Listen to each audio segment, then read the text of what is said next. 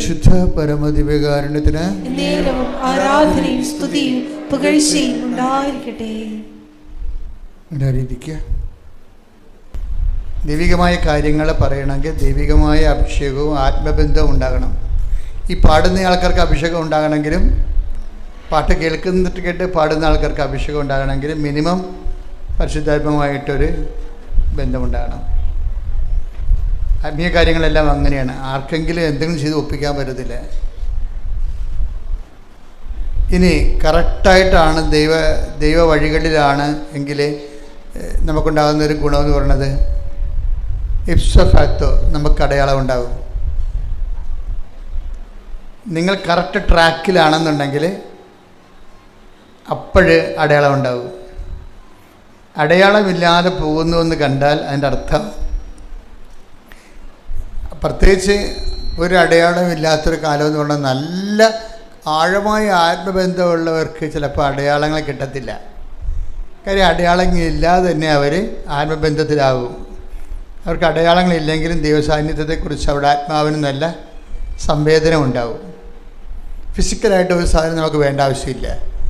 പക്ഷേ ഞാനൊരു 10-20 ലക്ഷം ആൾക്കാരെ കൗൺസിൽ ചെയ്യുമ്പോൾ നമുക്ക് മനസ്സിലായിരിക്കണത്, അടയാളം ആവശ്യമില്ലാത്ത ആൾക്കാർ വെറും ഒരു 5% മാത്രമേ ഉള്ളൂ. ബാക്കി 95% അടയാളം ആവശ്യമുണ്ട്. അപ്പോൾ നമുക്കെല്ലാവർക്കും അടയാളം ആവശ്യമുണ്ട്. കാര്യം അടയാളം ആവശ്യമില്ലാത്ത സാഹചര്യം വന്നാൽ പരിശുദ്ധാത്മാവ്, ഇപ്പം നമ്മൾ ഈ ദിവസം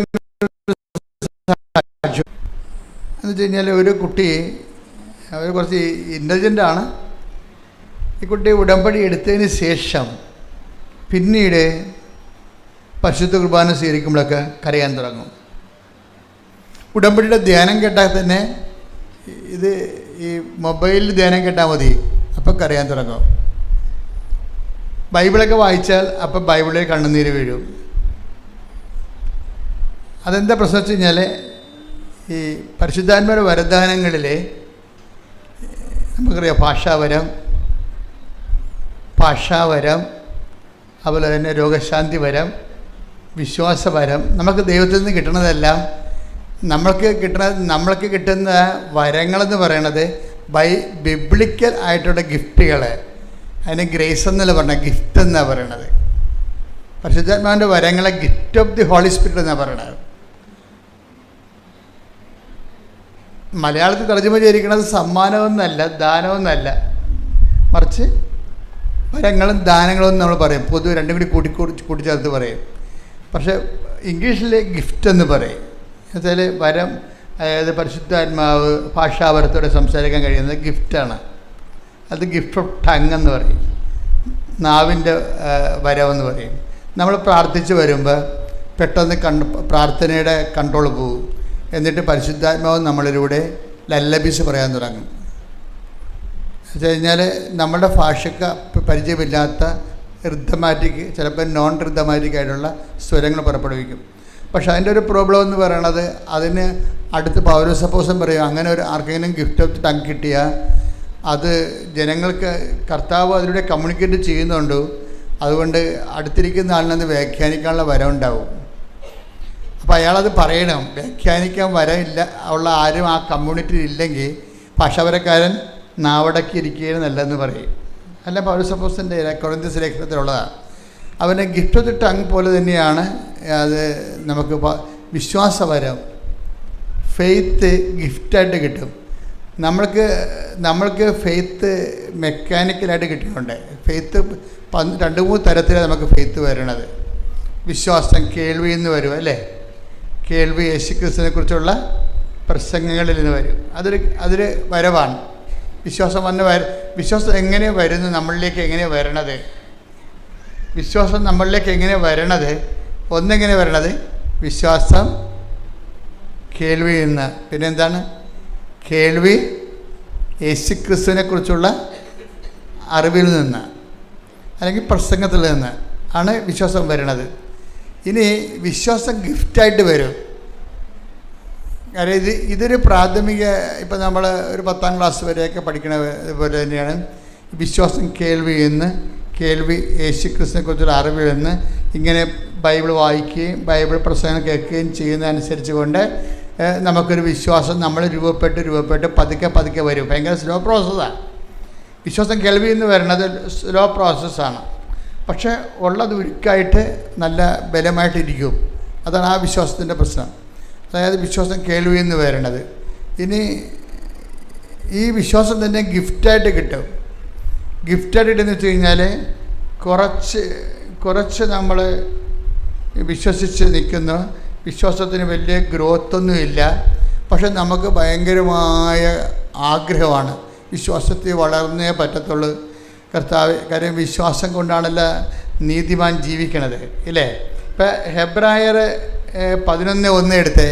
വിശ്വാസം എന്നത് പ്രത്യാശിക്കുന്നവ, ലഭിക്കുമെന്ന ഉറപ്പും കാണപ്പെടാത്തവ ഉണ്ട് എന്ന ബോധ്യവുമാണ്. അപ്പോഴേ ഇത് ഒരു 1ാം ക്ലാസ് മുതൽ 4ാം ക്ലാസ് വരെയുള്ള വിശ്വാസത്തിൻ്റെ പ്രഥമ പാഠങ്ങളാണ്. ഈ വിശ്വാസത്തിൻ്റെ പ്രഥമ പാഠങ്ങൾ കഴിഞ്ഞാൽ പിന്നീട് എന്താണ്? ബൈബിൾ പിന്നെയും പറയും, വിശ്വാസത്തിൻ്റെ പ്രഥമ പാഠങ്ങൾ തന്നെ നിങ്ങൾ കിടക്കരുത്. വിശ്വാസത്തിൻ്റെ പ്രഥമ പാഠങ്ങൾ കടന്ന് നമുക്ക് പക്വതയിലേക്ക് വളരാം, അല്ലേ? ഹെബ്രായർ 6:5 വിശ്വാസത്തിന്റെ പ്രഥമ പാഠങ്ങൾ. ശ്രുതികട്ടെ ഹല്ലേലൂയ. ഹെബ്രായർ 6:1 അതിനാൽ ക്രിസ്തുവിന്റെ വചനത്തിന്റെ പ്രഥമ പാഠങ്ങൾ പിന്നിട്ട് നമുക്ക് പക്വതയിലേക്ക് വളരാം. ഇതാണ് ഞാൻ പറയണത് എപ്പോഴും. അതായത് വിശ്വാസം എന്ന് പറയണത് ഈ ക്രൊണോളജിക്കൽ ഗ്രോത്ത്. നമുക്ക് ശരീരം വളരുന്നു. നിനക്ക് 25 വയസ്സുണ്ട്, ഓക്കെ. പക്ഷേ നീ ആത്മീയതയിൽ തോറ്റ കക്ഷിയാണോ ജയിച്ച കക്ഷിയാണോ എന്ന് അറിയണമെങ്കിൽ 25 വയസ്സിൻ്റെ ഫെയ്ത്ത് ലെവൽ ഉണ്ടാകണം. 25 വയസ്സിൻ്റെ ഫെയ്ത്ത് ലെവൽ ഉണ്ടാകണം. ചില ആൾക്കാർക്ക് ഇത് എടുത്താൽ പൊങ്ങാത്തതിൻ്റെ കാരണം ഇവരുടെ ഫെയ്ത്ത് ലെവൽ താഴെയാണ്. അവരുടെ പ്രായത്തിനൊത്ത വിശ്വാസമില്ല. ചിലപ്പോൾ വയസ്സ് 70 ഉണ്ടാകും, വിശ്വാസം ചിലപ്പോൾ 7 വയസ്സുകാരൻ്റെതായിരിക്കും. കാര്യം ഇതിന് മെയിൻ്റെനൻസ് ആവശ്യമായൊരു വിഷയമാണ്. അതുകൊണ്ട് 10:17 റോമ 10:17 ആകയാൽ വിശ്വാസം കേൾവിയിൽ നിന്നും കേൾവി ക്രിസ്തുവിനെ പറ്റിയുള്ള പ്രസംഗത്തിൽ നിന്നുമാണ്. ഈ ക്രിസ്തുവിന് വിശ്വാസം വളരണമെങ്കിൽ നമുക്ക് പല വിശ്വാസം ഉണ്ടാവും, അല്ലേ? അമേരിക്കയും ഇപ്പോൾ ഇറാനും ഇസ്രയേലും തമ്മിൽ യുദ്ധം ചെയ്യുന്നു. ചിലർ വിശ്വസിക്കണത് ഇറാൻ ജയിക്കുമെന്ന്, ചില ആൾക്കാർ വിശ്വസിക്കണത് ഇസ്രയേൽ ജയിക്കുമെന്ന്. അങ്ങനെയൊക്കെ മനുഷ്യന്മാർക്ക് പല പല വിശ്വാസം ഉണ്ടാവും. പക്ഷേ ദൈവികമായ ഫെയ്ത്ത് എന്ന് പറയുന്നത് ക്രിസ്തുവിനെ കേന്ദ്രീകരിച്ചാണ് വരണത്. ക്രിസ്തുവിന് നിനക്കുള്ള അറിവാണ് നിൻ്റെ അനുഭവങ്ങളുടെ അനുപാതത്തെ നിശ്ചയിക്കുന്നത്. ക്രിസ്തുവിന് നിനക്കുള്ള അറിവ് ആണ്. അപ്പോൾ എപ്പോഴും നമുക്ക് ഈ പരിശുദ്ധാത്മാവിനോട് നമ്മൾ ചോദിക്കുമ്പോൾ, നിങ്ങൾ ഉടമ്പടി എടുക്കുമ്പോൾ നിയോഗങ്ങളൊക്കെ ഇതില്ലേ, അപ്പോൾ ഇത് പുതുക്കുമ്പോഴെങ്കിലും നിങ്ങൾ ശ്രദ്ധിക്കണം.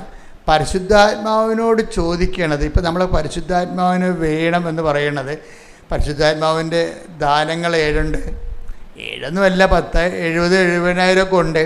പക്ഷെ നമ്മളതിനൊരു ഒരു കാറ്റഗറിക്കലേക്ക് ചെയ്യാൻ വേണ്ടിയാണ് നമ്മൾ 7 പറയണത്. 7 പറഞ്ഞാൽ എല്ലാം ബൈബിൾ പഠിക്കണത്. 7 ദിവസം ദൈവം സൃഷ്ടിച്ചത്, ഉദാശകൾ 7, അങ്ങനെ എന്താ കാര്യത്തിൽ 7 ഒരു പൂർണ്ണമായ നമ്പർ ആയതുകൊണ്ടും ബിബ്ലിക്കൽ റെവലേഷൻ്റെ ഭാഗമായതുകൊണ്ടുമാണ്. അപ്പോൾ ഈ വിശ്വാസം, ഇപ്പോൾ 7 ദാനങ്ങളെന്ന് പറയുമ്പോൾ 70 ദാനങ്ങളും 700, 7000 ദാനങ്ങളുണ്ട്. അത് നമ്മൾ വളരുന്നതനുസരിച്ച്. പക്ഷേ ബേസിക്കായിട്ട് ഈ ദാനങ്ങളുടെ വേഷപ്പകർച്ചകളോ അല്ലെങ്കിൽ വളർച്ചാരൂപങ്ങളോ ഒക്കെ ആയിരിക്കും മറ്റു ദാനങ്ങളെന്ന് പറയണത്. അപ്പോൾ ഈ യേശുക്രിസ്തുവിൽ ഇപ്പം നിങ്ങളെ ഒരു സബ്ജക്റ്റ് നിങ്ങളിപ്പോൾ ഉടമ്പടി ചെയ്യുന്ന നമ്മളെല്ലാവരും ഭൗതികമായ വിഷയങ്ങളാണ് വെച്ചിരിക്കുന്നത്. ചിലർ വസ്തു വയ്ക്കാൻ വയ്ക്കും, അല്ലേ? ചില ആൾക്കാർ കല്യാണം കഴിക്കാൻ വേണ്ടി ഉടമ്പടി ചെയ്യും, ചിലർ പരീക്ഷ ജയിക്കാൻ വേണ്ടി ഉടമ്പടി ചെയ്യും, ചിലർ കേസ് മാറാൻ വേണ്ടി ഉടമ്പടി ചെയ്യും. ഓക്കെ, ഇതെല്ലാം നമുക്ക് ആവശ്യമാണ്. ഇത് വെള്ളം പോലെ ഇരിക്കും സംഭവം. വിഷയങ്ങളെല്ലാം വെള്ളം പോലെയാണ്. വള്ളം ഇങ്ങനെ പോകണമെന്നുണ്ടെങ്കിൽ എന്ത് വേണം? വെള്ളം വേണം, അല്ലേ?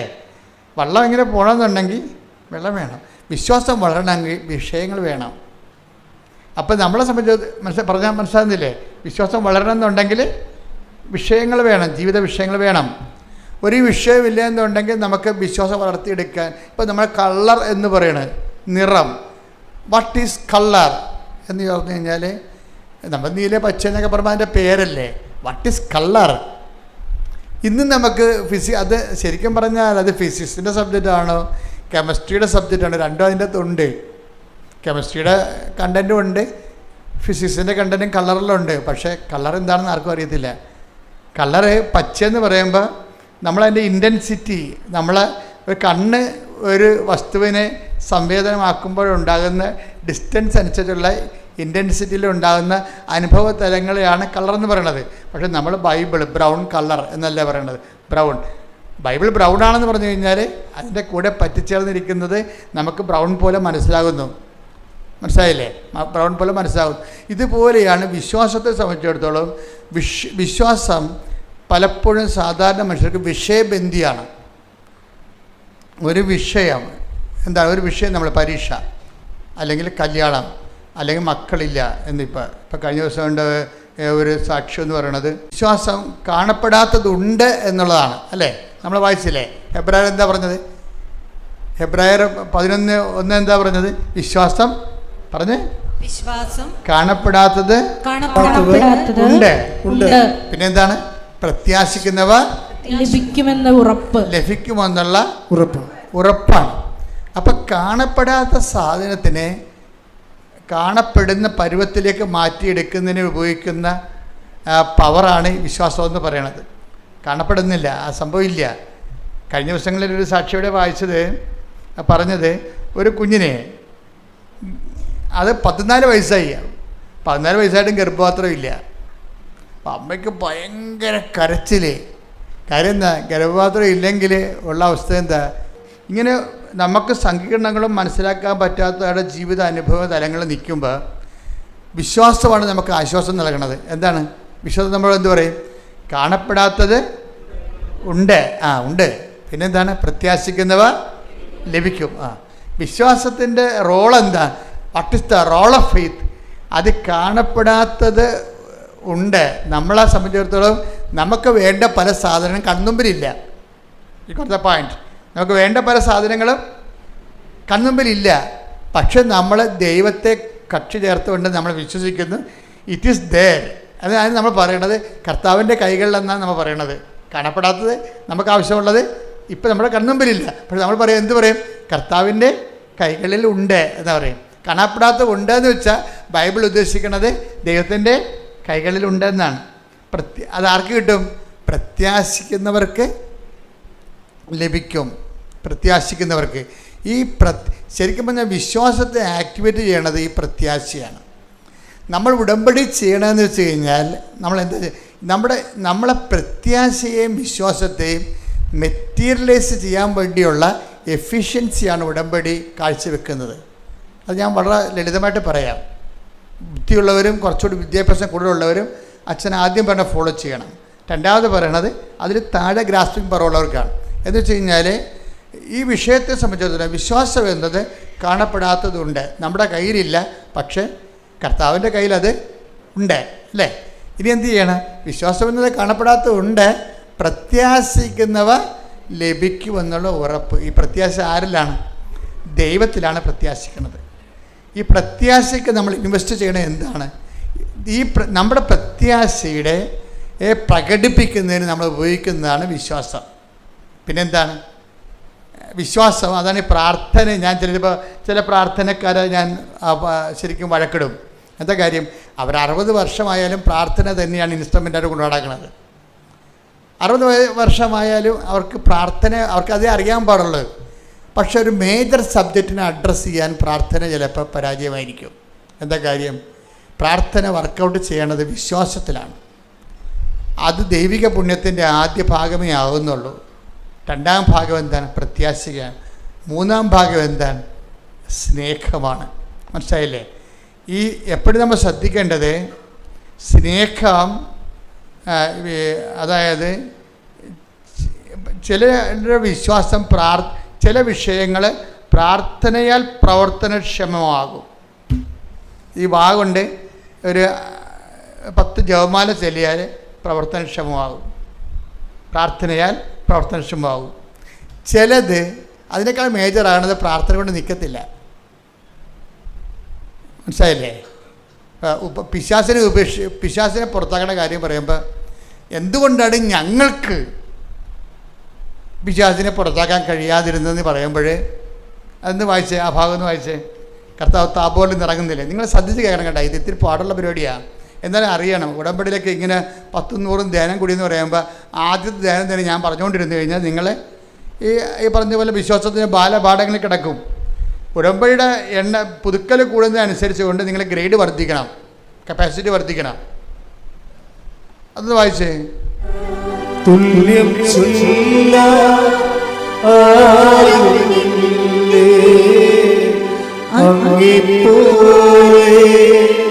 യേശുവേ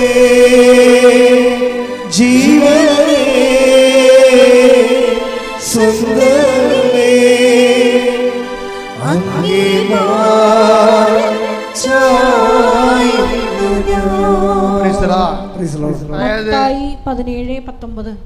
മത്തായി 17:19 വായിച്ചോളൂ. അനന്തരം ശിഷ്യന്മാർ തനിച്ച് യേശുവിനെ സമീപിച്ച് ചോദിച്ചു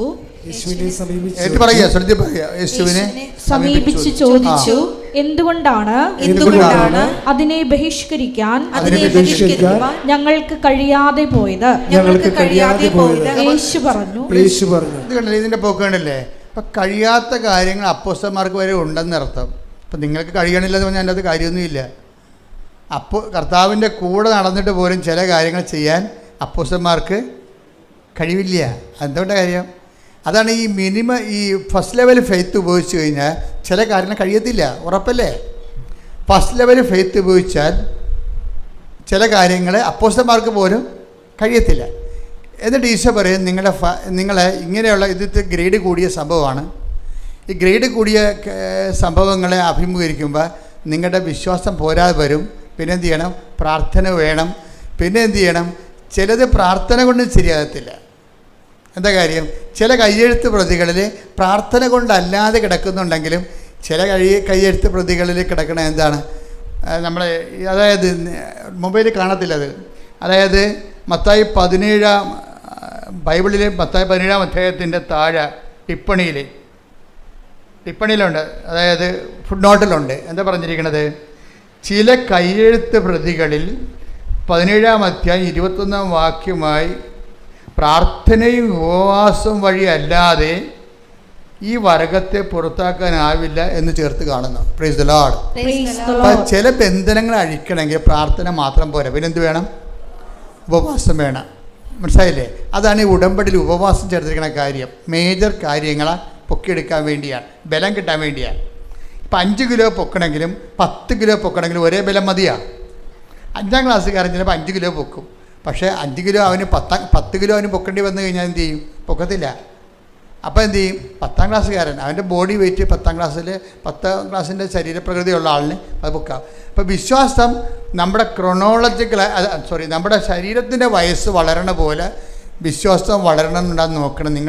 നമ്മളെപ്പോഴും എൻ്റെ കൂടെ ആപ്പിള്ളി എന്നും പറഞ്ഞുകൊണ്ട് ഒരു ബ്രദറുണ്ടായിരുന്നു. ഞാൻ എൻ്റെ ജീവിതത്തിൽ അയാളെക്കുറിച്ച് എഴുതിയിട്ടുണ്ട്. അപ്പോൾ ഞങ്ങൾ രണ്ടും കൊന്തയെല്ലാം നിൽക്കും. സെമിനാരി ഇംഗ്ലീഷ് കൊന്ത. ഇപ്പോൾ കൊന്തയിലുള്ള സമയത്ത് ഈ ആപ്പിളിയുടെ കയ്യിലൊരു കൊന്ത ഉണ്ടാകും, എൻ്റെ കയ്യിലും കൊന്ത ഉണ്ടാകും. ഞാനിങ്ങനെ അച്ഛന്മാരെ പേടിച്ചും ദൈവത്തിനെ പേടിച്ചുമൊക്കെ കൊന്തയെല്ലാം വൃത്തിമേനയായിട്ട് ചൊല്ലിക്കൊണ്ടിരിക്കുകയാണ്. ആപ്പിളിൽ എന്ന് വെച്ചാൽ ആപ്പിളിൻ്റെ മെയിൻ പരിപാടി ഞങ്ങൾക്കവിടെ സെമിനാരി ബാസ്കറ്റ് കളിക്കാം, ഫുട്ബോൾ കളിക്കാം, അതുപോലെ തന്നെ കരാട്ടയ്ക്ക് പോകാം. എന്ത് വേണമെങ്കിലും വൈകുന്നേരം 5 മണിക്ക് 1 മണിക്കൂർ എന്ത് വേണം ചെയ്യാം. ഫിസിക്കലായിട്ട് എക്സസൈസിൻ്റെ ടൈമാണ്. ആപ്പിളിൽ ഇതൊന്നും പോകത്തില്ല. ആപ്പിൾ ജിംനേഷ്യത്തിലേ പോകത്തുള്ളൂ. ആ സമയത്ത് ആപ്പിൾ ജിംനേഷ്യത്തിലേ പോകത്തുള്ളൂ. അപ്പോൾ ആപ്പിൾ എന്നാ ചെയ്യണമെന്ന് വെച്ചാൽ ഇത് കുളിച്ച് കഴിഞ്ഞിട്ട് ഈ ജിംനേഷ്യത്തിൽ പോയിട്ട് വന്നിട്ട് കുളിക്കും. ശരീരം തണുത്ത് കഴിയുമ്പോൾ കുളിച്ച് വന്നിട്ട് ഞങ്ങളെല്ലാം പിന്നെ കൊന്തക്ക് കയറും. കൊന്തക്ക് കയറുന്ന സമയത്തെല്ലാം ആപ്പിൾ ജിംനേഷ്യത്തിൽ ഇരിക്കുന്ന സമയത്ത് കണ്ണാടി വെച്ചുകൊണ്ട് ഏത് മസിലാണ് പൊങ്ങിയത്, ഏതാണ് താന്നത്, വയറിൽ എത്ര മസിൽ വന്ന്, 6 പാക്ക് വന്നാൽ ഇപ്പം 4 വന്നുള്ള 5 വന്നതൊക്കെ നോക്കിക്കൊണ്ടിരിക്കും. കണ്ണാടി നോക്കത്തില്ലേ? അതുപോലെ ഈ കൊന്തയിലുള്ള സമയത്ത് കണ്ണാടി നോക്കാൻ പറ്റത്തില്ല. കൊന്തയിലുള്ള സമയത്ത് ശരീരം ഇവിടം വരെ ഉടുപ്പിട്ടിരിക്കുകയല്ലേ. ആപ്പിൾ നോക്കണ ഈ മസിൽ ചുട്ടി എന്നെ കാണിക്കും കൊന്തയിട്ടൊക്കെ. ഇതിന് മസിൽ എന്നുവെച്ചാൽ എൻ്റെ കയ്യിൽ മസിലൊന്നും ഇല്ലല്ലോ. ആപ്പിളിൻ്റെ കയ്യിൽ 5-6 മസിലുണ്ട്. അതിങ്ങനെ ഡംബൽസ് പിടിച്ച് മസിലുണ്ടാക്കിയതാണ്. ഇപ്പോൾ നന്മ നിറഞ്ഞ പറയുന്നത് ജല്ലിക്കെട്ടിക്കുന്ന സമയത്ത് പരിശുദ്ധ പറഞ്ഞ് ചെല്ലുമ്പോൾ ആപ്പിളി കൈ ചുരുട്ടി എന്നെ കാണിക്കും. നോക്കിയേ എത്ര മസിലായെന്ന് നോക്കി. എന്നാ പറ്റി? ആപ്പിളി ആ കൊല്ലം തന്നെ സെമേരിന്ന് പോയി. അതാണ് വിഷയം. എന്നാലും ഞാൻ ആപ്പിളി എപ്പോഴും ഓർത്തിരിക്കും. ഇന്നിപ്പോൾ ഹൈക്കോടതിയിൽ വലിയ വക്കീലാണ് പുള്ളി. കാരണം അദ്ദേഹത്തിൻ്റെ വിളി അതായിരുന്നു. പക്ഷേ ഞാനിവിടെ നിൽക്കുന്നു. അതാണ് വിഷയം. നമ്മളെങ്ങനെ ദൈവദിനത്തിന് പെരുമാറുന്നത് അതനുസരിച്ചായിരിക്കും നമ്മളുടെ ഭാവിയെല്ലാം നിശ്ചയിക്കപ്പെട്ടത്. അപ്പോൾ എന്താ വിഷയം എന്ന് വെച്ച് കഴിഞ്ഞാൽ, ആ മനുഷ്യൻ പ്രാർത്ഥന ഇടക്ക് പോലും അയാൾ നോക്കിയത് മസിലെത്തണം, കട്ട കൂടി എന്നാണ് നോക്കുന്നത്. അത് അയാൾക്ക് ആ ശരീരത്തെക്കുറിച്ച് അത്രയും ജാഗ്രതയുണ്ടല്ലോ. ഇത്രയെങ്കിലും ജാഗ്രത നമുക്ക് പ്രാർത്ഥനാ ജീവിതത്തെക്കുറിച്ച് ഉണ്ടാകണം. ഓരോ ദിവസം ചെല്ലും തോറും നമ്മുടെ വിശ്വാസം വളർന്നതും നമ്മൾ നോക്കിക്കൊണ്ടിരിക്കണം. മനസ്സിലായില്ലേ? അയാൾ പ്രാർത്ഥന ഇടക്ക് പോലും അയാളുടെ ശരീരം വളർന്നതെന്നാണ് നോക്കിക്കൊണ്ടിരിക്കുന്നത്. നമ്മൾ ഭക്ഷണം കഴിക്കുമ്പോഴും നിങ്ങൾ പോയി സിനിമ കണ്ടാലും ശരി, അപ്പോഴും വിശ്വാസത്തെക്കുറിച്ച് നമുക്കൊരു ജാഗ്രത ഉണ്ടാകണം. ഇതിൽ വളരുന്നുണ്ടോ ഒന്ന് പ്രാർത്ഥിച്ച്. കർത്താവായ ദൈവമേ, വയസ്സ് വളരുന്നതനുസരിച്ച് വിശ്വാസത്തിൽ വളർച്ച ഉണ്ടാകുവാൻ അങ്ങ് നൽകുന്ന വിഷയങ്ങളോട് സുവിശേഷ വിഹിതമായി പ്രതികരിക്കുവാൻ എന്നെ അനുഗ്രഹിക്കണം. ശ്രദ്ധിക്കട്ടെ. ഹല്ലേലൂയ.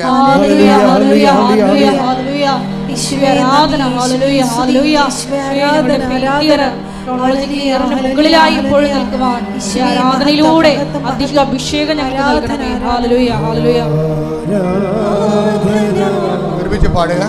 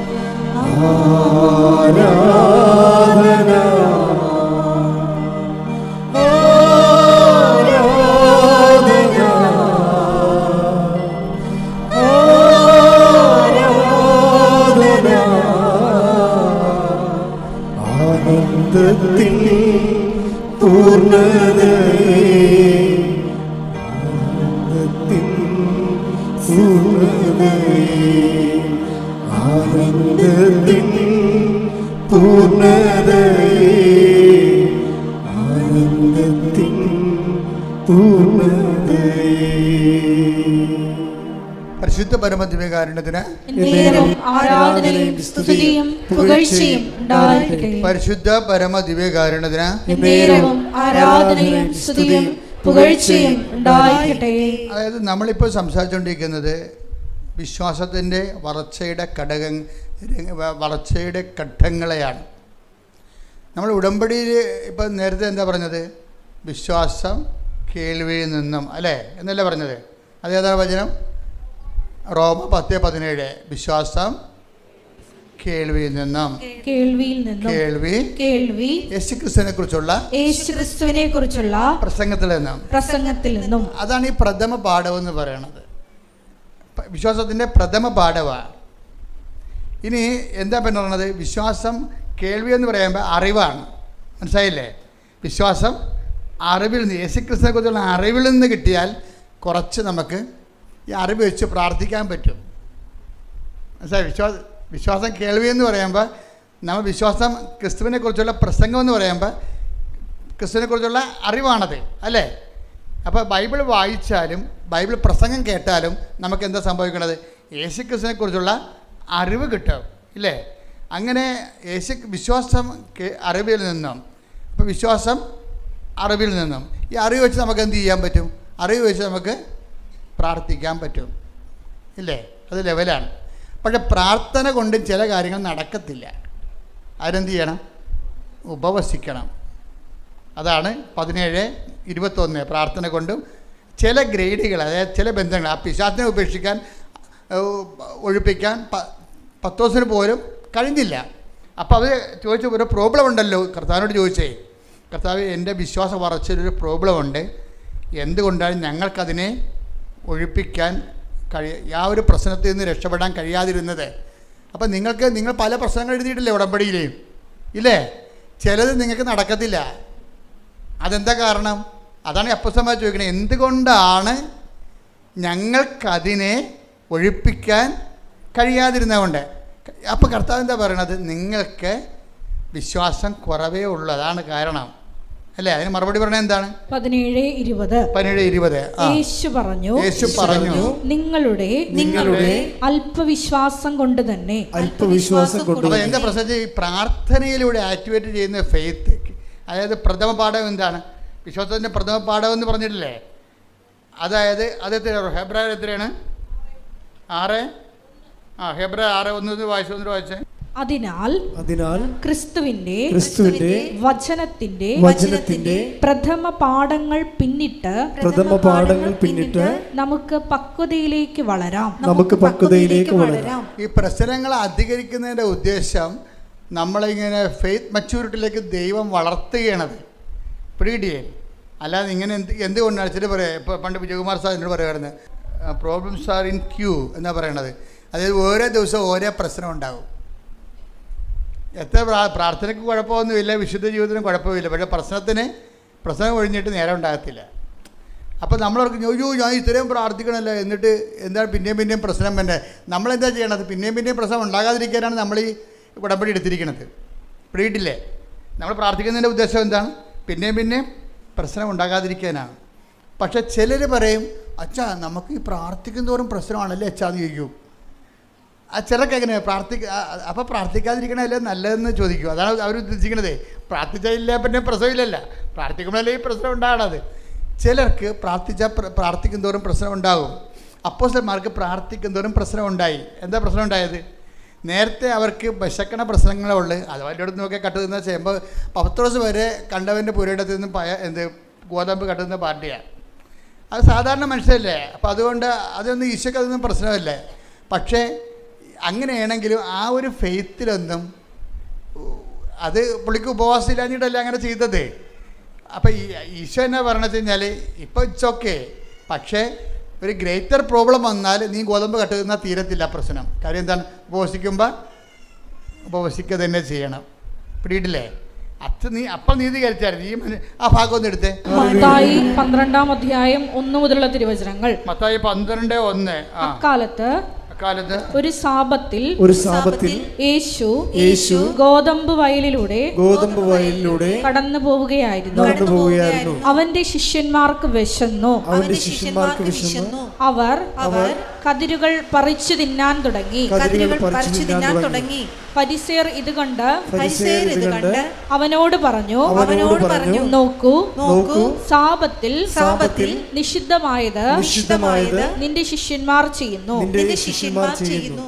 അവൻ പറഞ്ഞു, വിശന്നപ്പോൾ ദാവീദും അനുചരന്മാരും എന്താണ് ചെയ്തതെന്ന് നിങ്ങൾ വായിച്ചിട്ടില്ലേ?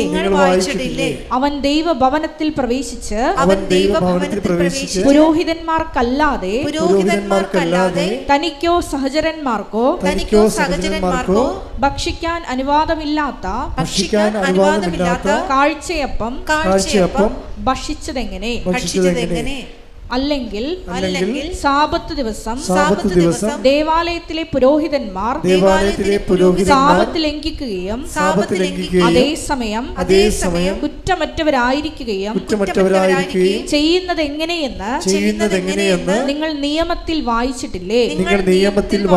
എന്നാൽ ഞാൻ നിങ്ങളോട് പറയുന്നു, ദേവാലയത്തെക്കാൾ ശ്രേഷ്ഠമായ ഒന്ന് ഇവിടെയുണ്ട്. ഇതിൻ്റെ ഒരു വിഷയം എന്ന് പറഞ്ഞാൽ വളരെ ശ്രദ്ധിച്ചിരിക്കണേ. അതായത് ഇപ്പോഴും ഉപവാസത്തെ ഈശോ കോംപ്രമൈസ് ചെയ്യുകയാണ്. എന്താ കാര്യം? അവർക്ക് വിശന്ന് അവർ ഭക്ഷണം കഴിച്ചു. അവിടെ കയ്യില്ലായിരുന്നു. ഗോതമ്പ് പാടത്തൂടി പോകുമ്പോൾ അവിടുന്ന് സാബത്തിൽ നിന്ന് പോലും അവർ ഭക്ഷണം എടുത്ത് കഴിച്ചപ്പോൾ കർത്താവ് വിശപ്പിന് പ്രാധാന്യം കൊടുത്ത് ഇറ്റ്സ് ഓക്കെ എന്ന് പറഞ്ഞു. പക്ഷേ ഈ ഉപവാസം ഇല്ല. പക്ഷേ പുള്ളി അവർ ഉപവസിക്കണില്ല. പക്ഷെ ഉപവാസം ഇല്ലാതെ ഇങ്ങനെ തിന്ന് നടന്നാൽ ചില സമയത്ത് അത് ഓക്കെ ആകത്തില്ല. അതുകൊണ്ടാണ് പിശാച് ബാധനെ കൊണ്ടുവരുന്നത്. പിടിയിട്ടില്ലേ? ഈ ഗോതമ്പ് കണ്ടവൻ്റെ വീട്ടിൽ നിന്ന് വരെ ഗോതമ്പും കണ്ടു നടന്ന പാർട്ടി ഒരു മേജർ പ്രോബ്ലം വന്നാൽ ഇവർ ജപ അടിക്കേണ്ടി വരും. പക്ഷെ അവരെന്നിട്ട് ആ പിശാച് ബാധന ഇവരെ മണ്ണും കുത്തി എറിഞ്ഞിട്ട് ഓടിച്ച് കളഞ്ഞു. ഇവരോടി, പിശാച് ബാധന ഓടിയില്ല, ഇവരോടി. അവർക്ക് വലിയ ക്ഷയമായി. ഉപവാസത്തിൽ നിങ്ങൾ ഉപവാസം ഉടപ്പിയ എപ്പോഴെങ്കിലും നിങ്ങൾക്ക് ക്ഷയമുണ്ടാവും. എന്താ കാര്യം? ഒരു മേജർ പ്രോബ്ലം വരണതിൻ്റെ ഉദ്ദേശം നിങ്ങൾ ഉപവസിച്ച് ബലം പ്രാപിക്കാൻ വേണ്ടിയാണ് വരണത്. അപ്പോൾ അപ്പോസ്തലന്മാർ വന്ന് ചോദിച്ചു. അതെവിടെയാണ് ചോദിച്ചിരിക്കണേ? മത്തായി 17:19. അനന്തരം ശിഷ്യന്മാർ തനിച്ച് യേശുവിനെ സമീപിച്ച് ചോദിച്ചു, എന്തുകൊണ്ടാണ് അതിനെ ബഹിഷ്കരിക്കാൻ ഞങ്ങൾക്ക് കഴിയാതെ പോയത്? യേശു പറഞ്ഞു, നിങ്ങളുടെ അല്പവിശ്വാസം കൊണ്ട് തന്നെ. അപ്പോൾ ഈ ഉപവാസത്തിൽ സ്കൾക്കിങ് ഉണ്ടാക്കുന്നത് എന്തുകൊണ്ടാണ്? അല്പവിശ്വാസമാണെന്ന് മനസ്സിലായില്ലേ? ഇപ്പം ഇതിങ്ങനെയാണ് കർത്താവ് നമ്മളെ പഠിപ്പിക്കുന്നത്. ഇപ്പം നിങ്ങൾ ഉപവസിക്കണില്ല, ഉഴപ്പി. അപ്പോൾ നിങ്ങൾ പറയാം, ആൾക്ക് 60 വയസ്സായി, എനിക്ക് ഉപവസിക്കേണ്ട കാര്യമില്ലെന്ന് പറയും. പറയാം എനിക്ക് രോഗമാണ്, സഭ പറഞ്ഞിട്ടുണ്ട് രോഗികൾക്ക് ഉപവസിക്കേണ്ട കാര്യമില്ലെന്ന്. അപ്പോൾ എന്തെങ്കിലും മുട്ടായി വിത്തൊക്കെ എടുത്തിട്ട് മുടന്തന്യായം പറഞ്ഞിട്ട് നമ്മൾ ഉത്തരവാദിത്വം സ്കൾക്ക് ചെയ്യും. അതിൻ്റെ കാര്യം എന്താണ്? എന്തുകൊണ്ടാണ് ചെയ്യാൻ പറ്റാവന്? അല്പവിശ്വാസമാണ്. ചില ഉടമ്പടി എടുക്കുന്നുണ്ട്, പക്ഷെ ഉപവസിക്കണില്ല. അതിൻ്റെ കാര്യം എന്താ? അപ്പോൾ നിങ്ങൾക്ക് മേജർ പ്രോബ്ലത്തെ കൈകാര്യം ചെയ്യാൻ പറ്റത്തില്ല. എന്തുകൊണ്ടാണ് ഞങ്ങൾക്ക് അതിനെ ബഹിഷ്കരിക്കാൻ കഴിയാതിരുന്നത്? ഇപ്പോൾ കർത്താവ് എന്താ പറയണത്? 17:21. അതായത് പ്രാർത്ഥനയും ഉപവാസവും കൊണ്ടല്ലാതെ നിങ്ങൾക്കതിനെ ബഹിഷ്കരിക്കാൻ കഴിയുകയില്ല. അപ്പോൾ ഉപവാസം രംഗത്ത് വന്ന് കർത്താവ് 17 മത്തായി 12 കോംപ്രമൈസ് ചെയ്ത ഉപവാസം ഇപ്പം എന്താണ്? മസ്റ്റായിട്ട് വന്നു. 4ാം ക്ലാസ്സിൽ പഠിക്കേണ്ടെന്ന് പറഞ്ഞ് വിട്ട ലെസനാണ്, പക്ഷേ എപ്പോഴായാലും പഠിക്കാതെ പറ്റത്തില്ല. 10ാം ക്ലാസ് ആയപ്പോൾ ആ ലെസൺ വീണ്ടും ചോദിച്ചു. 4ാം ക്ലാസ് ആയതുകൊണ്ടാണ് അത് പഠിക്കേണ്ടെന്ന് പറഞ്ഞത്, അത് നിനക്ക് തലേ കയറത്തില്ലെന്ന് പറഞ്ഞത്. പക്ഷെ പഠിക്കാതെ മുന്നോട്ട് പോകാൻ പറ്റത്തില്ല. ഉപവാസത്തെ നമുക്ക് സ്കൾക്ക് ചെയ്യാൻ പറ്റത്തില്ല. ഇനി എന്താ പ്രോബ്ലം എന്ന് വെച്ച് കഴിഞ്ഞാൽ, ഈ ഉപവാസവും പ്രാർത്ഥനയും എന്ന് പറയുമ്പോഴും വരുന്നൊരു വിശ്വാസം എന്ന് പറയുന്നത്, പ്രാർത്ഥനയെന്ന് പറഞ്ഞാൽ വിശ്വാസം കൊണ്ടല്ലേ ആൾക്കാർ പ്രാർത്ഥിക്കണത്. പിന്നെ എന്താണ് ഉപവസിക്കണത്? എന്താണ്? പ്രത്യാശിച്ച ആൾക്കാരെല്ലാവരും ഉപവാസത്തോടെയാണ് കർത്താവിനെ കാത്തിരുന്നത്. മനസ്സിലായില്ലേ? ഇപ്പം മാതാവൊക്കെ എന്ത് ഉപവാസത്തിൻ്റെ ആൾക്കാരാണ്. എല്ലാ ചേടത്തിമാരും എല്ലാ സ്ത്രീകളും കർത്താവ് ദൈവപുത്രൻ അവിടെ ഉദരത്തിൽ ജനിക്കുമെന്ന് വിചാരിച്ചുകൊണ്ട് ഉപവസിച്ചുകൊണ്ടിരുന്നതാണ്. ഉപവാസം എന്ന് പറഞ്ഞാൽ കാത്തിരിപ്പാണ് ഉദ്ദേശിക്കുന്നത്, പ്രത്യാശയാണ്. മനസ്സിലായില്ലേ? ഉപവാസം എന്ന് പറഞ്ഞാൽ എന്തിനാണ് നമ്മൾ ഉപവസിക്കുന്നത്? പ്രത്യാശയുടെ പ്രകടന രൂപമാണ് ഉപവാസം. അല്ല പട്ടിണി നിന്നിട്ട് നമ്മൾ വയറും കുഞ്ഞിട്ട് കർത്താവ് ഞാൻ കട്ടപ്പെട്ട കണ്ടില്ല കർത്താവ്, ഈ ത്യാഗങ്ങളും കണ്ട് കർത്താവ് എന്നെ എന്തെങ്കിലും സഹായിക്കും, അതിനല്ല ഉദ്ദേശിക്കുന്നത്. ഉപവാസം എന്ന് പറയുന്നത് പ്രത്യാശ എന്ന പുണ്യം ആക്ടിവിറ്റി ചെയ്യണം. നമ്മൾ ആദ്യം പ്രാർത്ഥിച്ചു അല്ലേ? പ്രാർത്ഥന എന്താണ്? വിശ്വാസം എന്ന പുണ്യമാണ് പ്രാർത്ഥനയിലൂടെ നമ്മൾ ആക്ടിവിറ്റി ചെയ്യണത്. ഉപവാസം എന്താണ്? പ്രത്യാശ എന്ന പുണ്യം നമ്മൾ ആക്ടിവിറ്റി ചെയ്യും. കാരണം എന്താണ്? പിതാക്കന്മാർ എല്ലാവരും പ്രാർത്ഥിച്ച് ഉപവസിച്ചുമാണ് ദൈവത്തിൻ്റെ അനുഗ്രഹങ്ങളെ കാത്തിരുന്നത്. ഇന്ന് സ്തുതിക്കട്ടെ. ഹല്ലേലൂയ.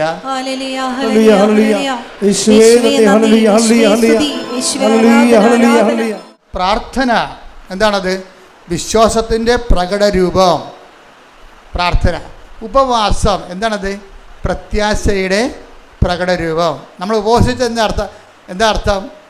നമ്മൾ പട്ടിണി നിന്നിട്ട് ദൈവത്തിന് കിട്ടാനാണ്. ദൈവത്തിന് കിട്ടുന്നത് നമ്മൾ ആ വിഷയത്തിൽ പ്രത്യാശ അർപ്പിക്കുന്നു. കർത്താവിൽ നമ്മൾ പ്രത്യാശ അർപ്പിക്കുന്നു. അതിന് പകരം അത് കർത്താവിൽ നമ്മൾ പ്രത്യാശ അർപ്പിക്കുന്നുവെന്ന് ദൈവത്തോട് പറയാൻ വേണ്ടിയാണ് നമ്മളെന്ത് ചെയ്യണത്? ഉപവസിക്കണത്. പിടിയാ. അപ്പോൾ ഉപവസിക്കണത് എന്തിനാണ്? പ്രത്യാശ എന്ന പുണ്യം. ഇപ്പോൾ നമ്മൾ ജപമാല പ്രാർത്ഥിക്കുമ്പോൾ എന്താ? ഞങ്ങൾ പ്രത്യാശ എന്ന പുണ്യമുണ്ടായി വർദ്ധിക്കുവാൻ നിരത്തിക്കുവാനോട് അപേക്ഷിക്കണമേ. അതുതന്നെയാണ് നമ്മൾ ഉപവസിച്ചുകൊണ്ട് ദൈവത്തോട് പറയുന്നത്. എന്താണ്? ഞാൻ ഉപവസിക്കുന്നു. കാര്യം എന്താണ്? നിന്നിലുള്ള എൻ്റെ പ്രത്യാശയെ ഞാൻ പ്രകടിപ്പിക്കുന്നു. മനസ്സിലായില്ലേ? അപ്പോൾ ഇപ്പോൾ ഓരോ പ്രോബ്ലംസിനും കറസ്പോണ്ടായിട്ടുള്ള മെഷീനറിയാണ് ഉപയോഗിക്കേണ്ടത്. ഇപ്പോൾ ചില സ്ക്രൂ ഒക്കെ തിരിക്കാൻ സ്ക്രൂ ഡ്രൈവർ ഒരു 8ൻ്റെ സ്ക്രൂ ഉണ്ട്. സ്പാനർ എടുക്കുമ്പോൾ 8ൻ്റെ സ്പാനർ എടുത്തെന്ന് പറയത്തില്ലേ? അപ്പോൾ അത് 8ൻ്റെ തിരിച്ച് കഴിഞ്ഞാൽ തിറക്കും. ചിലത് പറയും ഇത് 8ൻ്റെ പിടിക്കണില്ല 14ൻ്റെ എടുക്കാൻ പറയും. അപ്പോൾ മെക്കാനിസ്റ്റുകൾ ഉടനെ 14ൻ്റെ എടുത്ത് കൊടുക്കും. അപ്പോൾ 14 ഇട്ട് തിരിക്കും. അപ്പോൾ ചിലത് പ്രാർത്ഥന കൊണ്ട് നടക്കത്തില്ല, 8ൻ്റെ കൊണ്ട് നടക്കത്തില്ല. പിന്നെ എന്ത് ചെയ്യും? ഉപവാസം കയറ്റിവിടും 14ൻ്റെത്. ചിലത് 14ൻ്റെ കൊണ്ട് നടക്കത്തില്ല. ഡ്രില്ലർ കൊണ്ടുവന്നിട്ട് തിരിക്കേണ്ടി വരും ആ സാധനം. അതിനാണ് സ്നേഹം എന്ന് പറയണത്. വിശ്വാസം അറിവ് കൊണ്ട് ആദ്യത്തെ വിശ്വാസത്തിന് ആദ്യ നിലവാരം പ്രഥമ പാഠങ്ങൾ എന്തിനുള്ളതാണ്? പിന്നിടാൻ വേണ്ടിയുള്ളതാണ്, തള്ളിക്കളയാൻ വേണ്ടിയുള്ളതാണ്. അവിടെ 90 വയസ്സ് വരെ പ്രഥമ പാഠം കടിച്ചതും കിടക്കരുത്. 90 വയസ്സായി ഇപ്പോഴും വിശ്വാസത്തിൻ്റെ പ്രഥമ പാഠമാണ്. എന്താ പ്രശ്നം? നിങ്ങൾ ഈ ഭൗതിക അനുഗ്രഹങ്ങൾ മാത്രം ആഗ്രഹിച്ചാണ് ഇത് കർത്താവിൽ വന്നിരിക്കണമെന്നുണ്ടെങ്കിൽ ചില ആൾക്കാർ സാത്താൻ ഭക്ഷണത്തിന് പോയില്ലേ, അവരെയൊക്കെ അറിയാം ഈ ജീവിതം മാത്രമേ അവനെയൊക്കെ ഉള്ളെന്നറിയാം. അതുകൊണ്ട് സാത്താനെങ്കിൽ സാത്താൻ, കള്ളനോട്ടെ, കരിഞ്ചന്ത. അപ്പോൾ അവിടെ പോയാൽ പിന്നെ പ്രാർത്ഥന പോലും ആവശ്യമില്ല. പോക്കറ്റിത്തരക്കാണ് ജീവിക്കുക. 5 പെണ്ണുങ്ങളെ 10 പെണ്ണുങ്ങളെ ഉപയോഗിക്കാം, 10 ആണുങ്ങളെ ഉപയോഗിക്കാം, എത്ര വേണമെങ്കിൽ ഡൈവേഴ്സ് ചെയ്യാം. നമുക്ക് ബിസിനസ് വളർന്ന് ഇവിടെ സാത്താനടുത്ത് വരുമ്പോൾ ഈ ഉപവാസവും ഇല്ല, പ്രാർത്ഥനയും ഇല്ല, ഒരു പ്രശ്നവും ഇല്ല. വൃത്തികെട്ട എല്ലാത്തരം പരിപാടിയും കാണിച്ചാലും ശരി, അതനുസരിച്ചുകൊണ്ട് ഭൗതിക ഉയർച്ച ഉണ്ടാകും.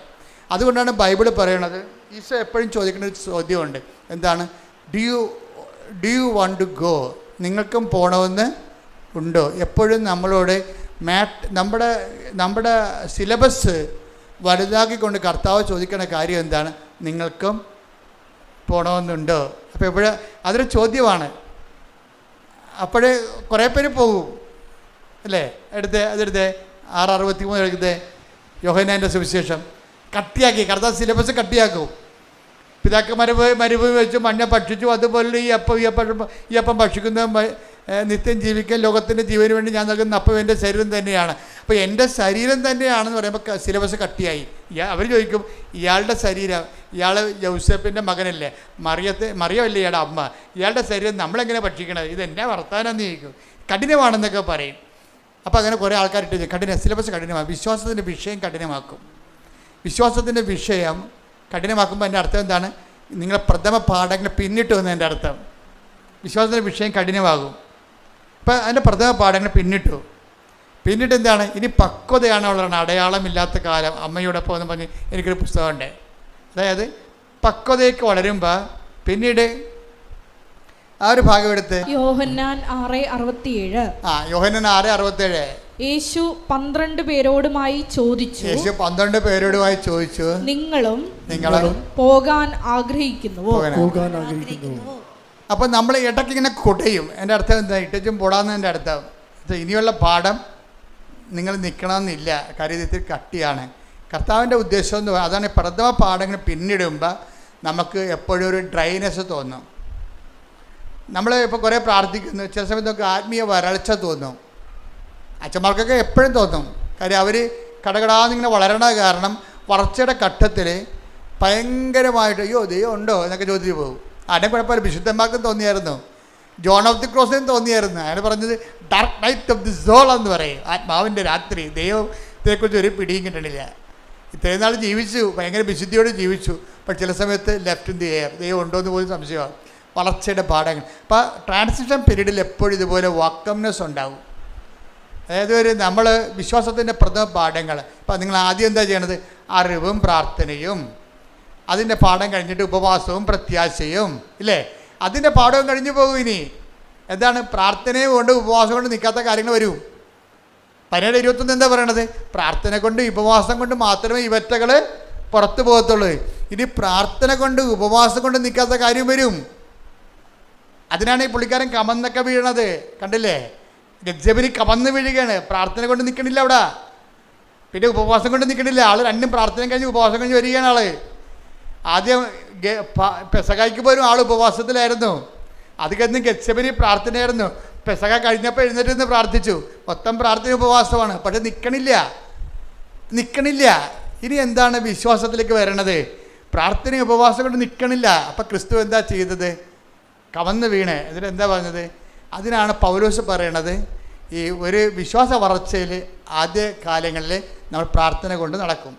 പിന്നെ വിഷയം കുറച്ചുകൂടി കട്ടിയായി കഴിയുമ്പോൾ പിന്നെ പ്രാർത്ഥനയും ഉപവാസം വേണ്ടി വരും. ചില സമയത്ത് പ്രാർത്ഥനയും ഉപവാസം കൊണ്ടും നിൽക്കത്തില്ല. എന്താ കാരണം?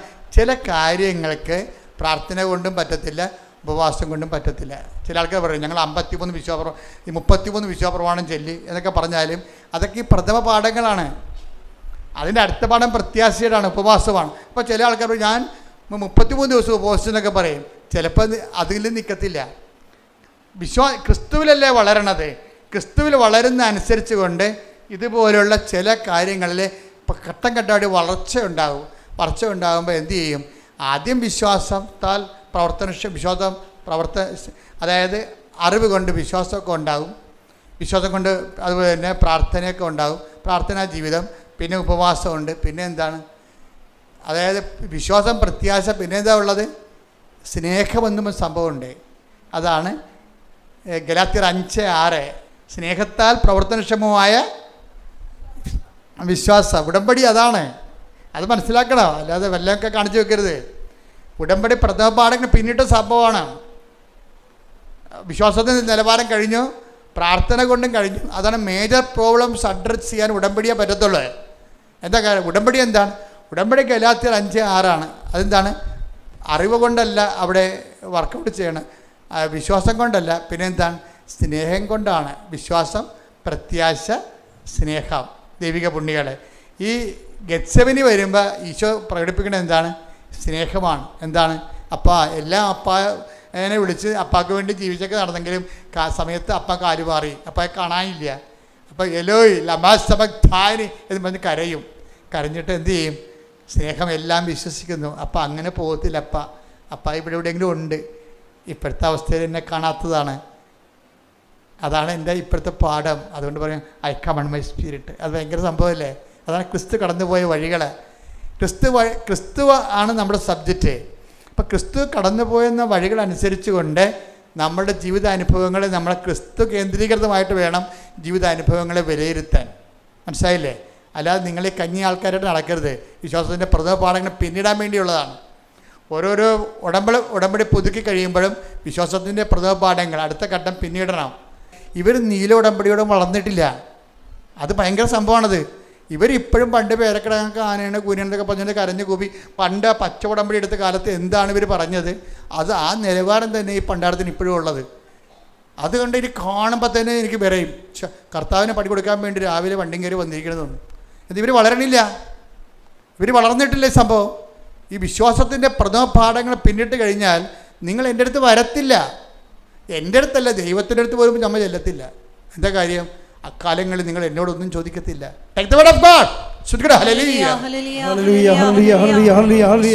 യോഹന്നാൻ 16:23 അന്ന് നിങ്ങൾ എന്നോട് ഒന്നും ചോദിക്കുകയില്ല. അപ്പം അതാണ് വിശ്വാസത്തിൻ്റെ പ്രഥമ പാഠങ്ങൾ പിന്നിട്ട് ഒരാൾ പക്വതയിലെത്തി കഴിഞ്ഞാൽ എല്ലായിടത്തിനും ഓടി ദൈവത്തിൻ്റെ അടുത്ത് വരത്തില്ല. എന്താണ്? അപ്പ ഇവിടെ ഉണ്ടെന്നുള്ളത് എന്നെ കൈവിട്ട പോലെ എനിക്ക് തോന്നണത്, but I still believe in. എന്താണ്? എൻ്റെ വിശ്വാസം ഇപ്പോൾ വർക്കൗട്ട് ചെയ്യണത് കേൾവിയിൽ നിന്നൊന്നുമല്ല, പിന്നെ എന്താണ്? പ്രത്യാശയിൽ നിന്നുള്ള വിശ്വാസം വർക്കൗട്ട് ചെയ്യണത് സ്നേഹം കൊണ്ടാണ്. സ്നേഹത്താൽ പ്രവർത്തനക്ഷമമായ വിശ്വാസമായതുകൊണ്ട് എന്ത് ചെയ്യും? 1 Corinthians 13:7 വർക്കൗട്ട് ചെയ്യണം. അപ്പോൾ അത് വളർച്ചയുടെ പ്രഥമ പാഠം പിന്നിട്ട് കഴിഞ്ഞാൽ പക്വതയേക്കല്ലേ വളരണത്. അപ്പോൾ പക്വത എന്ന് പറഞ്ഞാൽ എന്താണ്? അത് ഈ 1 Corinthians 13:7 സ്നേഹം സകലതും സഹിക്കുന്നു, സ്നേഹം സകലതും സഹിക്കുന്നു, സകലതും വിശ്വസിക്കുന്നു. വിശ്വസിക്കുന്നു. ഇതാണ് വിഷയം. അതായത് ആ കുരിശിൽ സംഭവിക്കണ ഇതാണ്. ഏലോയ് ഏലോയ് ലമാ സബക്താനി എന്ന് ഈശോ ചോദിക്കത്തില്ലേ? അപ്പം നീ എന്നെ കൈവിട്ടോന്ന് ചോദിക്കണില്ലേ? എന്നിട്ട് എന്താ പറയണത്? അതായത് അവിടെ ഈശോയുടെ ഉപവാസം കഴിഞ്ഞു, പ്രാർത്ഥന കഴിഞ്ഞു, ഉപവാസം കഴിഞ്ഞു. പക്ഷേ ദൈവം കൈവിട്ട പോലെ ആയിപ്പോയി. പ്രാർത്ഥിച്ചിട്ട് നിന്നില്ലല്ല, പ്രാർത്ഥിച്ച് നിന്നോ? പിന്നെ എന്താണ്? പിന്നെ ഇത് ഈശോ ഉപവസിച്ചു. കഴിക്കുന്ന ഈ ഒടുക്കത്തെ താഴത്തിൽ ഇരുന്നുകൊണ്ട് 10 ദിവസം പറയുന്നുണ്ട് കഴിക്കണില്ലേ എന്ന് പറയും. അപ്പോൾ ഈശോ പറയും എനിക്കിനി ഉപവാസമാണ്, നാളെ ഈ സമയത്ത് അപ്പായുടെ കൂടെ മേശപ്പുറത്ത് പെസക ഞാൻ കഴിക്കും, സ്വർഗീയ എഴുന്നേസാരയിലെന്ന് പറയും. എന്നിട്ട് അവൻ എഴുന്നേരുന്നിട്ടും ഭയങ്കരമായൊരു സ്വസ്ത്രഗീതം ആലപിക്കും. എല്ലാവരും കൈയടിച്ച് പ്രാർത്ഥിച്ചുതിച്ച് പുറത്തു പോകും. കുറച്ച് കഴിയുമ്പോൾ അവൻ താഴെ വീഴും. എന്താ കാര്യം? ഇത്രയും പ്രാർത്ഥന ഉപവാസം ഉണ്ടെങ്കിലും അവന് അഭിമുഖീകരിക്കേണ്ട വിഷയത്തെ കൈകാര്യം ചെയ്യാൻ ഈ പ്രാർത്ഥനയ്ക്ക് ഉപവാസത്തിനും പറ്റണില്ല. അതാണ് വിഷയം. ആ വീണുപോയി. ആ വീണിട്ട് പിന്നെ അവൻ്റെ കയ്യിൽ നിന്നെല്ലാം വിട്ടുപോകുന്നുണ്ട്. അവൻ ലോകത്തിൻ്റെ പാപത്തിൻ്റെ ശാപത്തിന് വേണ്ടി സ്വയം ഏറ്റെടുത്തപ്പോൾ അതിൻ്റെ വേദനയും നീറ്റലുമില്ല അവൻ അനുഭവിച്ചു. അവൻ കുറിച്ച് തൂങ്ങി തർക്കപ്പെട്ട് അപ്പോൾ അവന് സങ്കടമായി. പ്രാർത്ഥന കൊണ്ടും ഉപവാസം കൊണ്ടും കുരിശിനെ അതിജീവിക്കാൻ പറ്റണില്ല. അപ്പോൾ എന്ത് പറഞ്ഞു? എലോയ് ലമാ സബക്താനി, എന്താണ് നീ എന്നെ ഉപേക്ഷിച്ചത്? അപ്പോൾ പരിശുദ്ധാത്മാവ് വിട്ടുപിരിയാതെ നിന്നിട്ട് പറഞ്ഞു, അപ്പായല്ലേ ഇപ്പം നീ കാണാതിരിക്കാനുള്ളത്, ഇനി 1 മിനിറ്റ് കഴിയുമ്പോൾ ഞാനും കൂടി പോകാൻ അപ്പ എനിക്ക് കമാൻഡ് തന്നിട്ടുണ്ട്. അതുകൊണ്ട് ഞാനും പോകാൻ പോവുകയാണ്. നീ ഒരു പണി ചെയ്യണം. സ്നേഹം എല്ലാം വിശ്വസിക്കുന്നു. അപ്പ ഇവിടെ ഉണ്ടെന്ന് നീ വിശ്വസിക്കണം. എന്നിട്ട് നീ അപ്പായിക്ക് നിൻ്റെ ആത്മാവിനെ ഏൽപ്പിക്കണം. ഉടനെ അവൻ പറഞ്ഞു, പരിശുദ്ധാത്മാവ് ഇറങ്ങിപ്പോവുകയും ആ ഒറ്റ വാക്ക് ആ സമയത്ത് അവൻ പറഞ്ഞുകൊണ്ടിരുന്ന്, ഐ കമൺ മൈ സ്പിരിറ്റ്. എന്നിട്ട് അവൻ തല വലത്തേക്ക് ചായച്ചു, ജീവൻ സമർപ്പിച്ചെന്ന് പറയും. ഇതാണ് സ്നേഹത്താൽ പ്രവർത്തനക്ഷമമായ വിശ്വാസം. കൈയടിക്കട്ടെ, ശ്രദ്ധിക്കട്ടെ. ഹല്ലേലൂയ, ഹല്ലേലൂയ, ഹല്ലേലൂയ, ഹല്ലേലൂയ, ഹല്ലേലൂയ. എല്ലാം കൈയിട്ട് പോകുമ്പോൾ നിങ്ങളുടെ പ്രതീക്ഷയ്ക്ക് അപ്പുറത്തുള്ള കാര്യങ്ങൾ സമർപ്പിക്കുന്നു. ആരാധനയിലൂടെ ഞങ്ങളെ അഭിഷേകിച്ചു. ഞങ്ങൾക്കു ദൈവം അങ്ങേ അൾത്താരതന്നിൽ ഞങ്ങളർപ്പണം ചെയ്യുന്നു സർവം. ഇതിൻ്റെ വിഷയം എന്ന് പറയണത്, ഉടമ്പടി എപ്പോഴും ടാർഗറ്റ് ചെയ്യുമ്പോൾ അതെന്താണ്? ഉടമ്പടി എന്താണ്? സ്നേഹത്താൽ പ്രവർത്തനക്ഷമമായ വിശ്വാസത്തിലേക്കുള്ള യാത്രയാണത്. അപ്പം അതുകൊണ്ട് എന്താ ചെയ്യണമെന്ന് പറഞ്ഞാൽ, ചില കാര്യങ്ങളെ നമ്മൾ ആക്ടിവേറ്റ് ചെയ്യണമെങ്കിൽ നമ്മളുടെ പ്രാർത്ഥന പോരാതെ വരും, ഉപവാസം പോരാതെ വരും. മനസ്സിലായില്ലേ? എന്താ കാര്യത്തിൽ? ഇപ്പോൾ ഒരു പിശാച് ബാധിതനെ കർത്താവ് ഉയർപ്പിച്ചല്ല, അല്ല അവനെ വിടുവിച്ചേ. അപ്പോൾ പിശാച് ബാധിതൻ പറഞ്ഞേ, നീ എവിടെ പോയാലും ഞാൻ നിന്നെ അനുഗമിക്കുമെന്ന് പറഞ്ഞു. അപ്പോഴെന്താ ഈശോ പറഞ്ഞത്? നീ എൻ്റെ കൂടെ വരണ്ട, വീട്ടിൽ പോടാന്ന് പറഞ്ഞു. എന്താ കാര്യം? അവന് കർത്താവിൻ്റെ കൂടെ വരാനുള്ള ഇവാഞ്ചലിസ്റ്റ്, ഈ സ്നേഹത്താൽ പ്രവർത്തനക്ഷമമായ വിശ്വാസത്തിലേക്ക് വരണമെന്നുണ്ടെങ്കിൽ ചിലത് കർത്താവിൻ്റെ കൂടെ നടക്കത്തില്ല. കർത്താവിൻ്റെ കൂടെ നടന്നാൽ നടക്കാനുള്ള യോഗ്യത ലഭിക്കത്തില്ല. കർത്താവിനോട് നടക്കുന്നതല്ല, നടക്കാനുള്ള യോഗ്യത ലഭിച്ചില്ല. ഇപ്പോൾ ചില സൗഖ്യങ്ങളൊക്കെ നമുക്ക് കിട്ടും, വിടുതൽ കിട്ടും. അതുകൊണ്ട് ക്രിസ്തു നിങ്ങളുടെ കൂടെ ഉണ്ടെന്ന, ക്രിസ്തുവിനെ പരിചരിക്കാൻ നിങ്ങൾക്ക് കഴിയുമെന്ന ഒന്നും വിശ്വസിക്കരുത്. അത് വേറെ ഇൻസ്ട്രുമെൻറ്റാണ്. അതാണ് ആ പിശാച് ബാധനെ അയാൾക്ക് വലിയൊരു അനുഗ്രഹമാണ് ചെയ്തത്. ഇത്രയും നാൾ അയാളെ പിശാച് കെട്ടിയിട്ടിരിക്കുകയായിരുന്നു, ഒന്ന് കൈയും കാര്യം കെട്ടിയിട്ടിരിക്കുകയായിരുന്നു. അയാളെ കർത്താവ് അഴിച്ചു വിട്ടു, ഭയങ്കര അനുഗ്രഹം കിട്ടി അയാൾക്ക്. പക്ഷേ അയാൾ കർത്താവിനോട് പറഞ്ഞു, നീ എവിടെ പോയാലും ഞാൻ നിന്നെ അനുഗമിക്കും. അപ്പോൾ പറഞ്ഞു, അതിന് വേറെ സ്കൂളാണ്, അതിനവിടെ പഠിക്കേണ്ടി വരും, ഇപ്പം തൽക്കാലം വീട്ടിൽ പോകാൻ പറഞ്ഞു. എന്നുവെച്ചാൽ എത്ര അനുഗ്രഹം കിട്ടിയാലും എത്ര വലിയ സാക്ഷ്യം പറഞ്ഞാലും ഈശോ പറയും തൽക്കാലം വീട്ടിൽ പോകാൻ പറയും. എന്താ കാര്യം? ക്രിസ്തുവായിരിക്കണം നമ്മുടെ ലക്ഷ്യം. അതിന് വേറെയാണ് വിഷയം. അതിന് ഈ പ്രോസസ്സിംഗ് ഉണ്ട്. എല്ലാ കാലവും വയറ്റിപ്പഴപ്പിന് വേണ്ടി ക്രിസ്തുവിൻ്റെ കൂടെ നടന്നാൽ നമുക്ക് ഒത്തിരി കാലം നടക്കാൻ പറ്റത്തില്ല. ഞാൻ പറഞ്ഞു വന്ന ഭാഗം, ഒരു പിശാച് ബാധിതനെ കർത്താവ് ഒഴിപ്പിച്ച് കഴിഞ്ഞപ്പോൾ ആ പിശാച് ബാധിതൻ ഈശോനോട് പറയും, ഞാൻ നിന്നെ അനുഗമിക്കാമെന്ന് പറയും. അപ്പോൾ ഈശോ പറയും, നീ വീട്ടിൽ പോയി കർത്താവ് നിന്നോട് ചെയ്ത കാര്യങ്ങൾ അവരോട് പറയണം. അതാണ് ഇവാഞ്ചലൈസേഷൻ എന്ന് പറയണത്. അത് മനസ്സിലായില്ലേ? ലൂക്ക 8:38-39. ലൂക്ക 8:38-39. പിശാച് ബാധയൊഴിഞ്ഞ ആ മനുഷ്യൻ അവന്റെ കൂടെ ആയിരിക്കാൻ അനുവാദം ചോദിച്ചു. എന്നാൽ അവനെ തിരിച്ചയച്ചുകൊണ്ട് യേശു പറഞ്ഞു, നീ വീട്ടിലേക്ക് തിരിച്ചുപോയി ദൈവം നിനക്ക് ചെയ്തത് എന്തെന്ന് അറിയിക്കുക. ഇതാണ് ഒരു പ്രശ്നം. അതായത് പ്രാർത്ഥന, ഉപവാസം. പിന്നെ എന്താ ഉള്ളത്? പ്രാർത്ഥന ഉപവാസം കഴിഞ്ഞാലും ഇനി പിശാച് ബാധ വരെ ഒഴിഞ്ഞു പോയാലും പിന്നെയും നമ്മൾക്ക് മേജർ മിറക്കിൾസ് നമ്മുടെ ജീവിതത്തിൽ സംഭവിച്ചാലും അടുത്ത സിലബസ് എന്ന് പറയുന്നത് എന്താണ്? സുവിശേഷവൽക്കരണമാണ്. മനസ്സിലായില്ലേ? ഉടമ്പടിക്കൊപ്പം വളരണ്ടേ? നിങ്ങളുടെ പേപ്പറിൻ്റെ കളർ മാറ്റിയിരിക്കുന്നത് എന്തിനാണ്? അങ്ങനെ കളർ മാറ്റാൻ കാര്യം നിങ്ങളുടെ ഗ്രേഡ് നിശ്ചയിക്കുകയാണ്. പച്ച, പിന്നെന്താണ് നീല, പിന്നെന്താണ് വെള്ള, പിന്നെന്താണ് സിൽവർ ഗ്രേ. ഇനി ഇന്ദ്രനീലമുണ്ട്, കൊടുത്തിട്ടില്ല, കൊടുക്കും. ഇവാഞ്ചലിസ്റ്റ് മാത്രമേ ഇന്ദ്രനീലം കൊടുക്കത്തുള്ളൂ. അത് അങ്ങനെ ഒരാളെ കണ്ടെത്തണം നമ്മൾ. എന്താ വിഷയം എന്ന് പറയണത്? ഈ ഉടമ്പടി പുതുക്കുന്നവർ ശ്രദ്ധിച്ച് കേൾക്കണം ഈ ക്ലാസ്സുകൾ. അതായത് ആ പച്ചയുടെ കാലം കഴിയുമ്പോൾ പ്രഥമ പാഠം പിന്നിട്ടു. പിന്നെ എന്താണ്? പക്വതയിലേക്കുള്ള വളർച്ചയാണ്. പിന്നെ എന്താണ്? അവിടെ ഉപവാസത്തിനാണ് പ്രാധാന്യം വരണത്. ആദ്യം പ്രാർത്ഥനയ്ക്ക് പ്രാധാന്യം, പിന്നെ ഉപവാസത്തിന് പ്രാധാന്യം, പിന്നെ വെള്ളം വന്നു കഴിഞ്ഞാൽ സ്നേഹത്താൽ പ്രവർത്തനക്ഷമമായ വിശ്വാസം. ഗലാത്യർ 5:6 അവിടെ വർക്കൗട്ട് ചെയ്യണത്. ആ സ്നേഹത്താൽ പ്രവർത്തനക്ഷമമായ വിശ്വാസത്തിൻ്റെ ഇടയ്ക്ക് വെച്ച് ആബ്സൻസ് ഓഫ് ഗോഡ് സംഭവിക്കും. ദൈവത്തിന് കാണത്തില്ല. നമ്മൾ തലകുത്തി നിന്ന് പ്രാർത്ഥിച്ചാലും ദൈവത്തിന് ഒരു ദൈവാനുഭവം നമുക്ക് ഫീൽ ചെയ്യത്തില്ല. ഈ സമയത്ത് നടക്കാൻ പഠിക്കണം. ഇരുട്ടിൽ നടക്കാം. ഇതിപ്പോൾ നമ്മുടെ ഞാനൊരു കാര്യം ചോദിക്കട്ടെ, ഈ ഇരുട്ടിൽ നടക്കണമെങ്കിൽ ഇപ്പോൾ നിങ്ങളുടെ വീട്ടിൽ ഈ ആദ്യം പ്രാർത്ഥനാ ജീവിതം, പിന്നെ ഉപവാസ ജീവിതം, ഇതെല്ലാം മിക്സഡാണേ.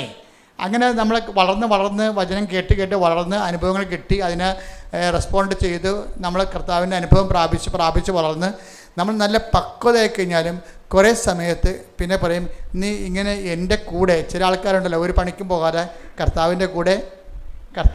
ഇപ്പം ഞാനൊരു ആളെ എടുക്കണമെങ്കിൽ ഞാൻ നോക്കണം, വീട്ടിൽ നിന്നെക്കുറിച്ച് എന്ത് പറയണമെന്ന് ചോദിക്കും ഞാൻ. വീട്ടുകാർക്ക് എല്ലാ പ്രകൃതവും അറിയാം നിങ്ങളുടെ. അതുകൊണ്ട് ഒരാളെക്കുറിച്ച് വീട്ടുകാരെന്ത് പറയുന്നു എന്നുള്ളതാണ് അവരാൾ സുവിശേഷം സ്വീകരിച്ചോ ഇല്ലെന്ന് അറിയണത്. വീട്ടുകാർക്ക് നിങ്ങളെക്കുറിച്ചുള്ള അസസ്മെൻ്റ് എന്താണ്? നിങ്ങളുടെ കക്ഷത്ത് ബൈബിളുണ്ട്, കൈ കൊന്തമുണ്ട്, കാണുമ്പോഴൊക്കെ നിങ്ങൾ തുറന്നു നോക്കുന്നുണ്ട്, ഓരോ കാര്യം പറയുന്നുണ്ട് നിങ്ങൾ. പക്ഷേ വീട്ടുകാർക്ക് അസസ്മെൻ്റ് എന്താണ്? അതാണ് നിങ്ങളുടെ സ്റ്റാറ്റസ് എന്ന് പറയണത്. അതാണ് നിങ്ങൾ. ഇപ്പം ഇവനെന്താ പറയണത്? കർത്താവിനോട് പറഞ്ഞു, എവിടെ പോയാലും ഞാൻ നിൻ്റെ കൂടെ ഉണ്ടാകുമെന്ന്. അപ്പം ഈശോ പറഞ്ഞ്, അങ്ങനെ അത്രയും നീ വളർന്നിട്ടില്ല, നീ ആരാണെന്ന് അറിയാൻ വേണ്ടി വീട്ടിൽ ചെന്ന് നോക്കാൻ പറയും. വീട്ടിൽ നിന്ന് പറയാൻ പറഞ്ഞു. വീട്ടിലുള്ളവരോട് നീ സുവിശേഷം ജീവിച്ച് നോക്ക്, എന്നിട്ട് തിരിച്ചു വരാൻ പറയും. ഏറ്റവും സുവിശേഷം ജീവിക്കാൻ പാട് എവിടെയാണെന്ന് അറിയാവോ? നമ്മുടെ വീട്ടിലാണ്. പള്ളിയിലും സഭയിലും പോലും പ്രശ്നമില്ല. സുവിശേഷം ജീവിക്കാൻ ഏറ്റവും പാട്. അതുകൊണ്ടാണ് നിങ്ങളുടെ കൂട്ടുകാർ നിങ്ങളെ വിശ്വസിക്കാത്തത്. പലരെയും നിങ്ങൾ പ്രാർത്ഥനയൊക്കെ കാണുമ്പോൾ, ഉടമ്പടിയൊക്കെ പോകുമ്പോൾ അവർ ചിരിക്കണില്ലേ ചിലർ? കാര്യം എന്താ, ഇത് പാക്കനാർ എന്താണ് ഞാൻ പറഞ്ഞില്ല, എന്ത് സംഭവമാണ്, പാക്കനാരൊരു കായും കൊണ്ട് പോയായിരുന്നല്ല, ആ ചുരക്കായും കൊണ്ടുപോയി. അപ്പോൾ പാക്കനാർ കാശിക്ക് പോവുകയാണ്. അപ്പോൾ ഭാര്യ പറഞ്ഞ്, അയാളെപ്പോഴും ഭയങ്കര ചൂടനാണ്, എപ്പോഴും കടുത്ത, അവർക്ക് സൂര്യമില്ല. അപ്പോൾ ഇതിൻ്റെയൊക്കെ ഇയാളെ കാശിക്ക് പോകാൻ നേരത്ത് പെണ്ണും പൊടിയാക്കൊണ്ട് പാര വെച്ച് കൊടുത്തത്. അത് ഞാൻ പോകുമ്പോൾ ആ ചുരക്കായും കൊണ്ട് പോയിക്കോ, എന്നിട്ട് എല്ലാ വെച്ച് തൊഴിലണ എല്ലാ അമ്പലക്കുളത്തിലും ചുരക്കായ് നിങ്ങൾ കുളിച്ച് പൊങ്ങുമ്പോൾ ചുരക്കായും മുക്കി പൊക്കാൻ പറയും. അപ്പോൾ ഭാര്യ പറഞ്ഞതല്ലേ, ഏലും കുളിക്കണ കാര്യമല്ലേ, അമ്പലക്കുളത്തിൽ ശുദ്ധീകരണ കാര്യമല്ലേ, നല്ല കാര്യം എന്ന് പറഞ്ഞാൽ പക്കനാർ ചുരക്കായും കൊണ്ടുപോയി കാശി വരെ കണ്ട കുളത്തിലെല്ലാം കുളിച്ച് അവിടെ എല്ലാം വെച്ചമ്പലത്തിലെല്ലാം തൊഴുത് ചുരക്കായും മുക്കിയെടുത്ത് തിരിച്ചു കൊണ്ടുവന്ന് പെണ്ണുമ്പളെ കൊടുത്ത്. അപ്പോൾ അവർ കാര്യം കറി വയ്ക്കുകയും ചെയ്ത്. കറി വെച്ച് കഴിഞ്ഞപ്പോൾ അത് മാത്രമായിട്ട് കറി വെച്ച്. അപ്പം പാക്കനാർ ഈ പെണ്ണുമ്പോഴോട് തന്തൊക്കെ വിളിച്ച്, ഇതെന്തൊരു കൈക്കളല്ലാന്ന് പറഞ്ഞു. അപ്പോൾ പറഞ്ഞു, അതന്നെ നിങ്ങൾ വേറെ മാറ്റമൊന്നുമില്ല, കാശിക്ക് പോയെന്നേ ഉള്ളെന്ന്. ഈ ചുരക്കാട് അവസ്ഥ തന്നെയാണ് നിങ്ങൾക്ക് ഉള്ളതെന്ന്. ഇതുപോലെ ഒരു പ്രോസസ്സിങ് നമുക്കറിയണം. എനിക്കത് എന്നെ കുറേ ചോദിച്ചിട്ടുണ്ട്. എനിക്ക് ഈ ഒരാൾ എന്തിനും പറയുമ്പോഴേ അത് എന്താണ് പറയണമെന്നല്ല ഞാൻ എൻ്റെ മനസ്സിൽ പരിശുദ്ധാത്മാവ് പറയണത്, എന്തുകൊണ്ട് പറയണമെന്നാണ്. അതവിടെ അരൂപിയുടെ പ്രശ്നമാണ്. അപ്പോൾ ഇവർ കള്ളത്തര ഒളിപ്പിച്ച് വെച്ചിട്ടുണ്ട്, വേറൊരു കാര്യമാണ് പറയണമെന്നുള്ളതുകൊണ്ട് അതെനിക്ക് പെട്ടെന്ന് അറിയാൻ പറ്റും. അപ്പോൾ ഞാൻ സാധാരണ ശരിക്കും ചൂടാവും.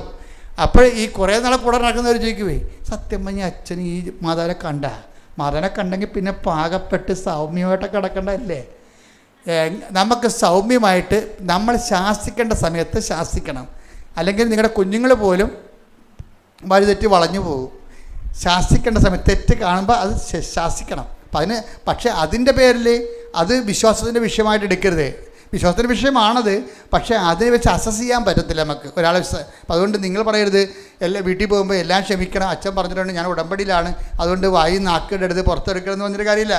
നിങ്ങളുടെ മക്കൾ ചിലപ്പോൾ കഞ്ചാവ് വലിച്ച് അവൻ്റെ ഉടുപ്പ് കഴുകാൻ എടുക്കുമ്പോഴായിരിക്കും ചിലപ്പോൾ കഞ്ചാവ് ഇരിക്കണത്. അപ്പം തന്നെ കൈ കിട്ടിയ സാധനം കൊണ്ട് തലക്കിട്ടടിക്കണം. അപ്പം തന്നെ എന്താ കാര്യം? അമ്മയ്ക്ക് അടിക്കാൻ അധികാരമുണ്ട്, അമ്മയ്ക്ക് പ്രായമില്ലല്ല. കാര്യം അത്രയും അധികാരം വേറെ ആർക്കും ഇല്ല. കാര്യം നിങ്ങളുടെ ഇൻവെസ്റ്റ്മെൻ്റ് അല്ലേ അത്. അപ്പോൾ അമ്മ ഉള്ളിടത്തോളം കാലം എത്ര പേരാണ് വിശുദ്ധിയോട് ജീവിക്കണത്? ആരെങ്കിലും ഇന്ന് വെടിപ്പും മെനയോടെ ജീവിക്കുന്നുണ്ട്, ഒരു കാര്യം അവരുടെ അമ്മയാണ് അതിൻ്റെ കാരണം. കാര്യം അമ്മയുടെ ശാസനയിലും കാര്യം അമ്മയ്ക്കൊരു ഗുണമുണ്ട്, അമ്മ എത്ര ഉപദ്രവിച്ചാലും അമ്മയുടെ സ്നേഹത്തെ അവിശ്വസിക്കത്തില്ല മക്കൾ. എന്താ കാര്യം? ആ സ്നേഹം അവർ അനുഭവിച്ചിട്ടുള്ളതാണ്. അതുകൊണ്ട് അമ്മയുടെ സങ്കടം കൊണ്ടാണ് അടിക്കണമെന്നേ മക്കൾ വിചാരിക്കത്തുള്ളൂ. കാര്യം ദൈവം കഴിഞ്ഞാൽ പിന്നെ അമ്മയേ ഉള്ളൂ, അത് കഴിഞ്ഞാണ് അച്ഛനുള്ളത് വിശ്വാസ പഠനങ്ങളിൽ. അപ്പം അതുകൊണ്ട് ഞാൻ പറഞ്ഞു, ഉടമ്പടി എടുത്തും പറഞ്ഞുകൊണ്ട് നിങ്ങളെല്ലാം കൂടി ഉറിയക്കരി ഇരുന്നിട്ട് അവസാനം മക്കൾ പോക്കൃത്തിറങ്ങാണ്ട് ജീവിക്കുന്ന കുറേ ആൾക്കാരില്ലേ. കുറേ വിശുദ്ധന്മാരും ഭക്തന്മാരുടെയും മക്കൾ വഴിപിഴച്ചവരാണ്. അതെന്താ കാര്യം? അവർ വിശുദ്ധി കീപ്പ് ചെയ്യാൻ വേണ്ടി വാഹം മിണ്ടാ പ്രാണികളായിട്ട് നടന്നിട്ട് മക്കൾക്ക് അവരുടെ അത് തരമായിട്ട് എടുത്തിട്ട് അവർക്ക് അവരുടെ ഇഷ്ടം പോലെ അവർ ജീവിക്കും. അത് ഞാൻ ഇടവകെ കണ്ട കാര്യങ്ങളാണ്. അപ്പം അതുകൊണ്ട് നിങ്ങൾ എപ്പോഴും ശ്രദ്ധിക്കേണ്ട വിഷയം ഇതാണ്. ഈ ഉടമ്പടിയുടെ വിഷയത്തിൽ നമ്മൾ വിഷയവും വിശ്വാസ വളർച്ചയും വളരെ ബന്ധപ്പെട്ട കാര്യങ്ങളാണ്. കാരണം വിശ്വാസം നല്ലതിനെ സംബന്ധിച്ചിടത്തോളം ഓരോ ഘട്ടം ചെല്ലുമ്പോഴും നമ്മൾക്ക് വളർച്ച ഉണ്ടാകണം, വളർച്ച രേഖപ്പെടുത്തണം. വളർച്ച രേഖപ്പെടുത്താത്തത് കൊണ്ടാണ് അതേ വിഷയം റെക്കർ ചെയ്യണത്. നമ്മളത് പഠിച്ചതാണ്, നമ്മൾ ആ വിഷയം വന്ന് ഇന്ന നിലപാട് എടുക്കത്തുള്ളൂ എന്ന് കണ്ടു കഴിഞ്ഞാൽ പിന്നീട് കർത്താവ് ആ വിഷയം മാറ്റിയിട്ട് വേറെ സബ്ജക്റ്റ്. ഒരു കാര്യം വ്യക്തമാണ്, ആ സമയത്ത് നിങ്ങൾ എന്നോടൊന്നും ചോദിക്കത്തില്ല എന്ന് പറയുന്ന വിശ്വാസത്തിൻ്റെ 3-ാം തലമുറയാണ്. എന്താ കാര്യം? എൻ്റെ കർത്താവിന് എന്നെക്കുറിച്ച് എല്ലാം അറിയാം, ദൈവം അറിഞ്ഞുകൊണ്ടാണ് ഇത് സംഭവിക്കുന്നത്. അതുകൊണ്ട് ഞാൻ എൻ്റെ അമ്മയെപ്പോലെ ഞാൻ ഹൃദയത്തിൽ സംഗ്രഹിച്ചു. അതാണ് അവിടെ ഈ വിശ്വാസത്തെ, പ്രവർത്തനക്ഷമമായ വിശ്വാസത്തിൻ്റെ ആൾരൂപമാണ് അമ്മ. എന്താ കാര്യം? ഏറ്റവും സങ്കടകരമായ വിഷയം വന്നാലും ഹൃദയത്തിൽ സംഗ്രഹിക്കും. അതെന്താ കാര്യം? അത് യോഹന്നാൻ 16:23 ആ ദിവസങ്ങളിൽ നിങ്ങൾ എന്നോടൊന്നും ചോദിക്കത്തില്ല. ചോദിക്കാൻ എന്തു ചെയ്യും? ഹൃദയത്തിൽ സംഗ്രഹിക്കും. അതേക്കുറിച്ച് സ്വന്തമായിട്ട് ധ്യാനിക്കും. ധ്യാനിച്ച് ദൈവത്തിൻ്റെ പദ്ധതി സ്വന്തമായിട്ട് കണ്ടെത്തും. അതാണ് പരിശുദ്ധ അമ്മ. ശ്രദ്ധിക്കട്ടെ. ഹല്ലേലൂയ.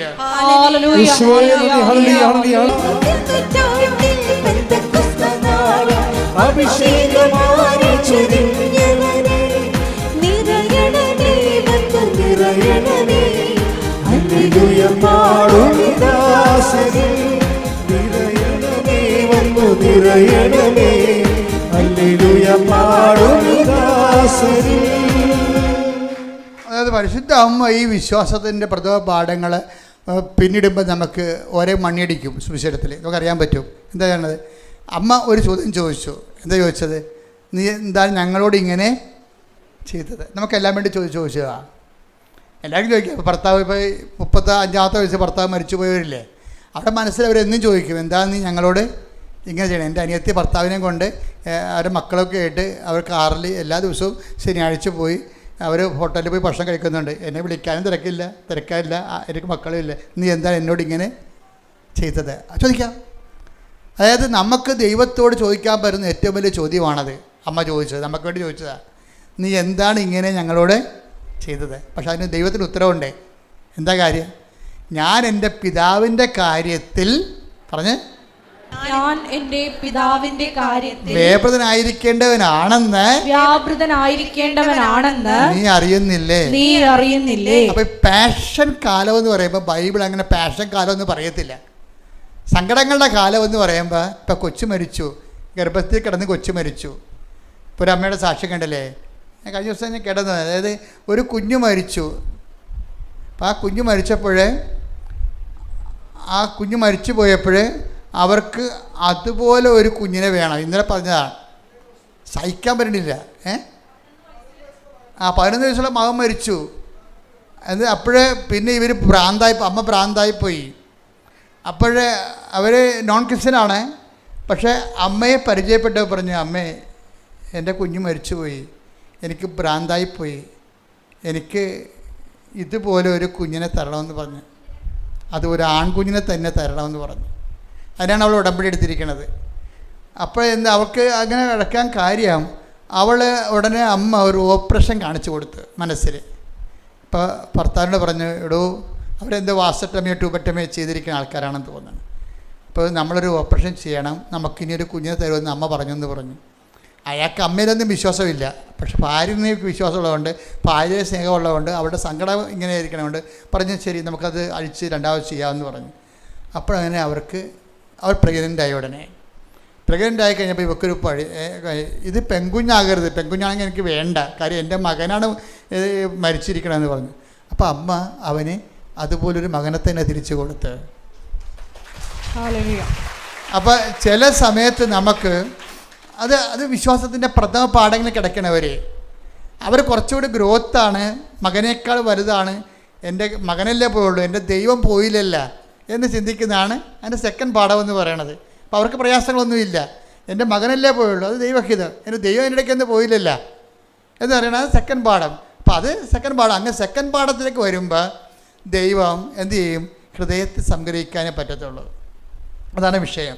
അപ്പോൾ ചില ആൾക്കാർക്കൊരു ചോദ്യമുണ്ട്, നീ എന്താണ് ഞങ്ങളോട് ഇങ്ങനെ ചെയ്തത്? അപ്പോൾ നീ എന്താണ് ഞങ്ങളോട് ഇങ്ങനെ ചെയ്തതെന്നാണ് അമ്മ ചോദിക്കുന്നത്. അപ്പോൾ ഈശോൻ്റെ ഉത്തരം എന്താണ്? അമ്മ ഇതിനേക്കാൾ എൻ്റെ അമ്മയാണ്, ഇപ്പോൾ കുറച്ചുകൂടി സ്റ്റാൻഡേർഡ് കീപ്പ് ചെയ്യണം. അത് കറക്റ്റ് ചെയ്യേണ്ട അവിടെ എൻ്റെ അമ്മയാണ്. എന്താ എൻ്റെ അമ്മയ്ക്ക് അറിയണം എന്താണ് പിതാവിൻ്റെ കാര്യത്തിലാണ് ഞാൻ വ്യാപൃതനായിരിക്കേണ്ടത്.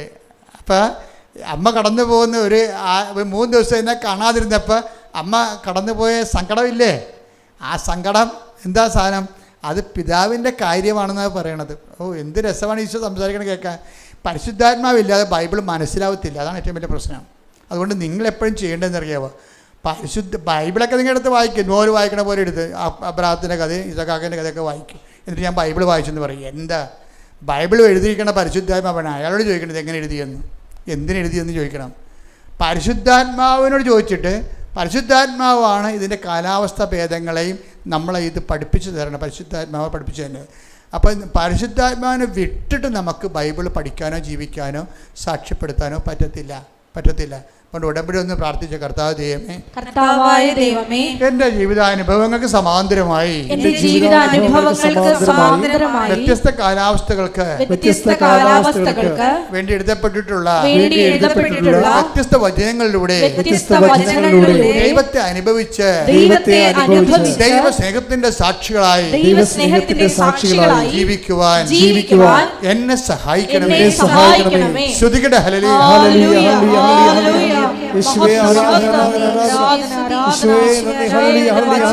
അഭിഷേകത്തോടെ വായിക്കുവാൻ, അർത്ഥമറിഞ്ഞ് വായിക്കുവാൻ ആരാധനയിലൂടെ പ്രത്യേക അഭിഷേകം നൽകണമേ. പരിശുദ്ധ പരമദിവ്യകാരുണ്യത്തിന് നമ്മൾ എന്തെങ്കിലും ഒരു ഗ്യാപ്പ് വന്നാൽ അതിന് പിന്നിൽ കിടന്നുകൊണ്ട് ഉടമ്പടി ഡൗൺ ആക്കരുത്. ചില സമയത്ത് ചില ഗ്യാപ്പുകൾ വരും അല്ലേ? ചില സമയത്ത് ദൈവത്തിൻ്റെ ഒരു ഇടപെടലും ഇല്ലാത്തൊരു സമയം ഉണ്ടാകും. അപ്പം നമ്മുടെ പ്രയാസങ്ങളിൽ നമ്മൾ നിലനിന്ന് പോകും. അപ്പോൾ ഈ അമ്മയും അതുപോലെ ഈശോനെ കാണാത്ത 3 ദിവസം ഉണ്ടായി. അപ്പോൾ അമ്മയും സങ്കടത്തിലൂടെ പോയി. അപ്പം അമ്മ അത് തിരിച്ച് ചോദിച്ചു, എന്തുകൊണ്ടാണ് നീ ഇങ്ങനെ ഞങ്ങളോട് ചെയ്തത് അല്ലേ?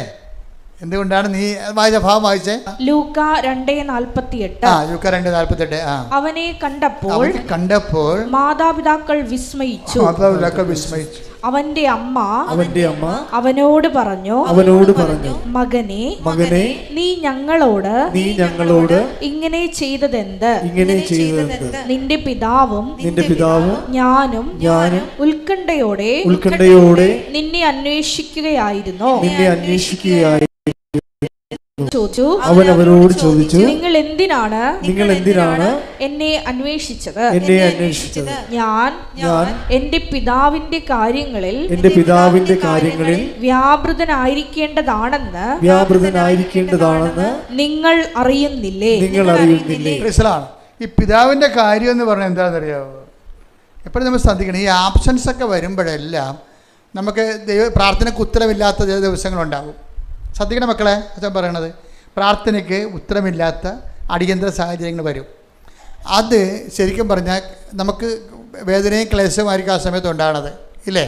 അപ്പോൾ നമ്മൾ ചോദിക്കും, ഞാൻ ഉടമ്പടി എടുത്താണല്ല, എന്തായാലും ഞങ്ങളോട് ഇങ്ങനെ ചെയ്യണമെന്ന് നമ്മൾ ചോദിക്കും, ദൈവത്തോട് ചോദിക്കും. അപ്പോൾ ചോദിക്കുമ്പോൾ കർത്താവ് എന്താ പറയണത്? അത് പിതാവിൻ്റെ കാര്യമാണ്. എന്താ കാര്യം? പിതാവിൻ്റെ കാര്യം എന്താണ്? അതായത് പിതാവിൻ്റെ കാര്യമെന്ന് പറയുമ്പോൾ ഈശോ പിതാവിൽ നിന്ന് കൊണ്ടുവന്നത് എന്താണെന്ന് നമ്മൾ അറിയണം.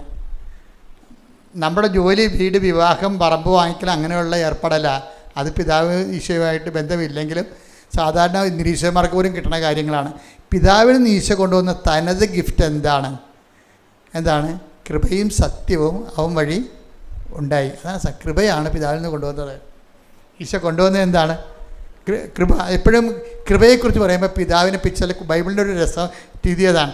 കൃപയെക്കുറിച്ച് പറഞ്ഞാൽ ഉടനെ ബൈബിള് പിതാവിനെ കൊണ്ടുവരൂ. അതാണ് 12:18 എടുത്ത്. മത്തായി 12:18. ഇതാ ഞാൻ തിരഞ്ഞെടുത്ത എൻ്റെ ദാസൻ, എൻ്റെ ആത്മാവ് പ്രസാദിച്ച എൻ്റെ പ്രിയപ്പെട്ടവൻ, ഞാൻ അവന്റെ മേൽ എൻ്റെ ആത്മാവിനെ അയക്കും. പിതാവിൽ നിന്ന് കൊണ്ടുപോകുന്നത് എന്താണ്? ഈ ആത്മാവാണ്. മനസ്സിലായില്ലേ? ആത്മാവ് പരിശുദ്ധാത്മാവിൻ്റെ കൃപാദാനങ്ങളാണ്. അതാണ് ഈശോ പറയണത്.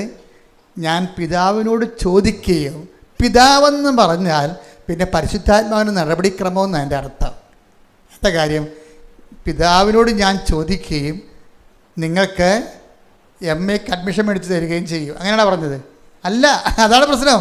ഈ ക്യാഷ് ആൻഡ് കൈൻഡ് പരിപാടിക്ക് പിതാവുമായി ഡയറക്റ്റ് ബന്ധമില്ല. It is already given.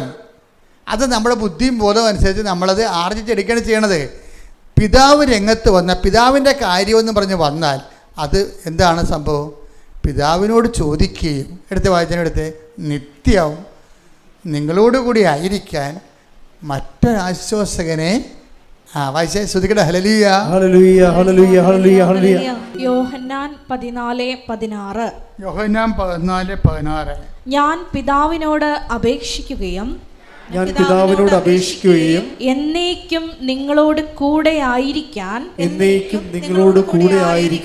മറ്റൊരു സഹായകനെ അവിടുന്ന് നിങ്ങൾക്ക് തരുകയും ചെയ്യും. അതായത് പിതാവിൻ്റെ കാര്യം എന്ന് പറയണതിൻ്റെ ഒരു കാര്യം, പരിശുദ്ധാത്മാവിനെ നമുക്ക് ലഭിക്കുന്നതാണ് പിതാവിൻ്റെ കാര്യം. ആബ്സംസോടെ അതുപോലെ തന്നെ നമ്മുടെ പ്രാർത്ഥനയ്ക്ക് ക്യാഷ് ആൻഡ് കൈൻഡായിട്ട് ഉത്തരം കിട്ടണില്ല എങ്കിൽ ദൈവത്തെ പോലും കാണാത്തൊരു കാലമായിട്ട് ഇപ്പോൾ പൗലോസിൻ്റെ കപ്പൽ അനുഭവത്തിൽ പറയത്തില്ലേ, കുറേ നാളത്തേക്ക് സൂര്യനെ കണ്ടില്ലെന്ന്. അങ്ങനെ അത് നമ്മുടെ ജീവിതത്തിലുണ്ടാവും. ജീവിതയാത്രയുണ്ട്, കുറേ നാളത്തേക്ക് നമുക്ക് ദൈവാനുഭവം ഇല്ല. അപ്പോൾ ഈ മണ്ടന്മാരെന്നാ ചെയ്യുന്നറിയാവാ, രാവിലെ എഴുന്നേക്കാൻ താമസിക്കും. പ്രത്യക്ഷ പ്രാർത്ഥന വേണമെങ്കിൽ ചിലർ ശങ്കരാടിയുടെ ഒരു സിനിമയില്ലേ, കൈനീട്ടം വൈകുന്നേരം കിട്ടിയാൽ മതിയാന്ന് ചോദിക്കണില്ലേ, അതുപോലെ പ്രത്യക്ഷ പ്രാർത്ഥന ഉച്ചയ്ക്ക് ചെല്ലിയാൽ മതിയാന്ന് ചോദിക്കും. അപ്പോൾ ഇത് കൈവിട്ട് പോകുന്നതിൻ്റെ അർത്ഥം എന്താ കാര്യം? അതായത് അവരുടെ ലൈഫിൽ ദൈവത്തെ അനുഭവിക്കാത്ത ചില ദിവസങ്ങളാണ്. അപ്പോൾ പ്രത്യക്ഷ പ്രാർത്ഥന ചെല്ലിയിട്ട് വലിയ കാര്യമൊന്നുമില്ല. പ്രത്യക്ഷ പ്രാർത്ഥന അല്ല, ദൈവത്തെ പോലും വിളിക്കാത്ത ആൾക്കാർ കാനഡയിൽ പോയി. ഇതെല്ലാം ചെയ്തേച്ച് നിൽക്കണം. ഞാൻ നാട്ടിൽ തന്നെ ഇപ്പോൾ ഉണ്ട്. എൻ്റെ ഏജൻറ്റ് എന്നെ പറ്റിച്ചെന്നാണ് തോന്നുന്നത്. പിതാവിന് ആബ്സെൻ്റായിട്ട് തോന്നേണ്ട ഒരു സമയം ഇതാണ്. ഈ ടൈമാണ് നമുക്ക് കൈകാര്യം ചെയ്യേണ്ടത്. അതായത് അനുഭവങ്ങൾ ഘടകവിരുദ്ധമായിട്ട് വരുമ്പോഴും അമ്മ ചോദിച്ചു, ഇതെന്താ ഞങ്ങളോട് ഇങ്ങനെ ചെയ്തത്? അപ്പോൾ എന്താ പറഞ്ഞത്? ഞാനല്ല ചെയ്തത്, പിതാവാണ് ചെയ്തത്. ഇതാണ് വിഷയം. അപ്പോൾ അത് നമ്മുടെ ക്യാഷാക്കാരന് വേണ്ടിയുള്ള കാര്യമല്ല. അതെന്തിനാണ്? പിതാവിൻ്റെ കാര്യം എന്താണ്? ഞാൻ പിതാവിനോട് ചോദിക്കുകയും നിങ്ങളുടെ ആയിരിക്കാൻ വേണ്ടി. അപ്പോൾ എന്താ ഒന്ന് മാറ്റിപ്പിടിക്കാനാണ് പറയണത്. മനസ്സിലായില്ല? സ്ഥലം വിൽക്കണേ എന്ന് പറഞ്ഞുകൊണ്ട് കാണണം. ഇനി ഇവിടുന്ന് പോയി കലവൂര് പോയി നൊവേന കൂടും, അപ്പുറത്ത് പോയി വേറെ ധ്യാനം കൂടും. എന്തിനാണ് സ്ഥലം വിൽക്കണേ? ഇതാണ് ഇവരുടെ തലയിരിക്കണത്. അപ്പോൾ ദൈവം പറയും, മാറ്റിപ്പിടിക്കാൻ പറയും. എന്താ കാര്യം? ഇത് എന്നേക്കും നിങ്ങളുടെ കൂടെ, ഈ സ്ഥലം എന്നേക്കും നിങ്ങളുടെ കൂടെ ആയിരിക്കത്തില്ല. മകളെ കല്യാണം കഴിച്ചാലും ഇനി മകള് പ്രസവിച്ചാലും അവരാരും എന്നേക്കും നിങ്ങളുടെ കൂടെ ആയിരിക്കത്തില്ല. കർത്താവ് വളരെ ക്ലിയറായിട്ടാണ് സംസാരിക്കണത്. മനസ്സിലായില്ലേ? നിങ്ങളെപ്പോൾ ഒന്ന് മാറ്റിപ്പിടിക്കേണ്ടി വരും. എന്താ കാര്യം? ദൈവം പറയണത് എന്നേക്കും നിങ്ങളോട് ആയിരിക്കാനാണ്. ഇപ്പോൾ ചിലർ പറഞ്ഞ, അച്ഛാ ഒരു ഓർഫണേജിൽ എവിടെയെങ്കിലും ആക്കിത്തരുമോ അച്ഛാ? എന്താ ഞാൻ പറയും, മക്കളെ എന്നെ ഉപേക്ഷിച്ചു വന്ന്. ഞാൻ പറയും, മക്കളെ ഉപേക്ഷിച്ചതല്ലേ സത്യം പറയുന്നത്. ഇവിടെ ചില വിരയന്മാരുവേ സന്ധ്യാലും പോകത്തില്ല. ഞങ്ങൾ പിന്നെ എവിടെയെങ്കിലും ഒരു കോൺവെൻറ്റിൽ കൊണ്ടുവരെ കിടത്തും. പക്ഷേ എന്താ അവർ പറയണത്? അവർ പറഞ്ഞ മക്കളെ ഉപേക്ഷിച്ചു, അച്ഛൻ കൊണ്ടുപോയി അനാഥാലയത്തിൽ തരാനാണ്. അപ്പോൾ മക്കളായാലും എന്നേക്കും നിങ്ങളോട് ആയിരിക്കത്തില്ല, അവർ ഉപേക്ഷിച്ചായിരിക്കത്തില്ല. നിങ്ങൾക്ക് നിങ്ങളുടെ ആ പഴയ സ്വാതന്ത്ര്യമായിട്ട് അവിടെ നിൽക്കക്കളി ഇല്ലാത്ത കാര്യമാണ് വന്നിരിക്കുന്നത്. ചിലപ്പോൾ വന്ന ആൾക്കാർക്ക് നിങ്ങളുടെ സംസാരം പോലും ഇഷ്ടമുണ്ടാകത്തില്ല. നല്ല കാര്യം. അപ്പോൾ ഈ വന്ന വരുമ്പോഴൊക്കെ അവർക്ക് പഠിച്ച ആൾക്കാരാണ്. അവർക്ക് നമ്മുടെ സംസാരം എന്നെ വർത്തമാനാണെന്ന് ചോദിക്കും. എന്നെ വർത്തമാനാണ്. ഇപ്പോൾ ഞങ്ങൾക്ക് ദൈവമേ എൻ്റെ വീട്ടിൽ തന്നെ. അപ്പോൾ മകനാണെങ്കിൽ എന്ത് ചെയ്യും? മകൻ നമ്മുടെ കൂടെ കൂടുക? ഒരിക്കലും കൂടെ. അവനെ കെട്ടിക്കുമ്പോൾ തന്നെ ഉപേക്ഷിച്ചേക്കണം മകനെ. പല പ്രശ്നവും എന്താണ്? കെട്ടിച്ചിട്ട് നിങ്ങൾ കെട്ടിപ്പിടിച്ചോണ്ടിരിക്കുകയല്ലേ? അതാണല്ലേ പ്രശ്നം. കെട്ടിക്കുമ്പോൾ തന്നെ മാതാപിതാക്കന്മാരെ വിട്ടെന്ന് പറഞ്ഞില്ലേ? ഈശോ അല്ലേ പറഞ്ഞിരിക്കണത്? മാതാപിതാക്കന്മാരെ വിട്ട് ഭാര്യയോട് ചേരും. അപ്പം തന്നെ വിട്ടേക്കണം. അത് 90ാമത്തെ വയസ്സും പിടിച്ചോണ്ടിരിക്കുകയാണ്. ഒന്നും പ്രതീക്ഷിക്കരുത് എന്ന് കർത്താവ് പറയും. ഇനി എന്താ വിടണത്? എന്നേക്കും നിങ്ങളോട് ആയിരിക്കാൻ മറ്റൊരാശ്വാസകൻ. അതാണ് വിഷയം. മകനൊരു ആശ്വാസകനാണ്, ഭർത്താവ് ഒരു ആശ്വാസകനാണ്. ഈ സംഭവമൊക്കെ കുറച്ച് കഴിയുമ്പോൾ ചത്തുപോകും. എന്നിട്ട് നമ്മൾ കുഴിക്കാൻ പോയി കഴിഞ്ഞാൽ 8 മണിക്കത്തെ കുർബാനയും കൂടിയിട്ട് കുഴിക്കാൻ പോയി പ്രാർത്ഥിച്ചിട്ട് അവിടെ തന്നെ ഇരിക്കും. എന്താണ്? പഴയ കാര്യം ഓർത്തുകൊണ്ടിരിക്കും. എന്തൊക്കെ ആളെ വിട്ടുപോയില്ലേ? വിട്ടതായിട്ട് നേരത്തെ കൂട്ടണം മക്കളെ, കൂട്ടി എഴുതി തള്ളണം. എന്താ കാര്യം വെച്ച് കഴിഞ്ഞാൽ എപ്പോഴായാലും ഈ നമ്മുടെ കയ്യിലുള്ളതെല്ലാം ഈശോ പറഞ്ഞല്ല, നിങ്ങൾ സമ്പാദിച്ചതെല്ലാം ആരുടേത് ആകും അല്ലേ? ചോദ്യമല്ലേ? അടിപൊളി ചോദ്യമല്ലേ? ക്രിസ്തുവിനെ അറിയണം. അല്ല ക്രിസ്തുവിൻ്റെ ആനുകൂല്യം കൊണ്ട് ജീവിതകാലം മുഴുവൻ ജീവിക്കാനൊന്നുമില്ല. ക്രിസ്തു തന്നെയാണല്ലോ പിതാവിൻ്റെ ആനുകൂല്യം. കൈയടിക്കട്ടെ, ശ്രദ്ധിക്കട്ടെ. ഹല്ലേലൂയ ഹല്ലേലൂയ ഹല്ലേലൂയ ഹല്ലേലൂയ. ആരാധന സ്വന്തമാക്കുവാൻ ഈ ആരാധനയിലൂടെ ഞങ്ങളെ അഭിഷേകം ചെയ്യണമേ. നിന്നെപ്പോലൊരു ദൈവമില്ല. അത്യുന്നതനേ അത്യുന്നതനേ നിന്നെപ്പോലൊരു ദൈവമില്ല. അത്ഭുതമാ അതിശയമാ നീ മാത്രമേ ദൈവമെന്നും.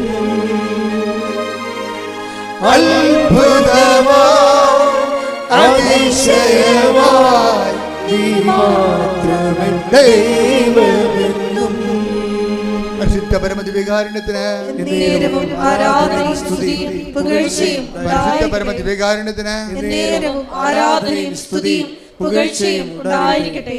അതായത് എന്നേക്കും നിങ്ങളുടെ ആയിരിക്കാൻ മറ്റൊരാശ്വാസം അയച്ചു തരികയും ചെയ്യും. ആബ്സൻസിൻ്റെ കാര്യം ഇതുപോലെ ചില സമയത്ത് നീ ഞങ്ങളോട് ഇങ്ങനെ ചെയ്തത് എന്താണ്, ഞാൻ നിൻ്റെ പിതാവും കൂടി എന്തോരം നിന്നെ അന്വേഷിച്ചെന്നറിയാവോ? നിങ്ങൾ എന്തിനാണ് എന്നെ അന്വേഷിച്ചത്? എന്തിനാണ് നിങ്ങൾ ആദി കൊണ്ടത്? എന്തിനാണ് നിങ്ങൾ ഉത്കണ്ഠപ്പെട്ടത്?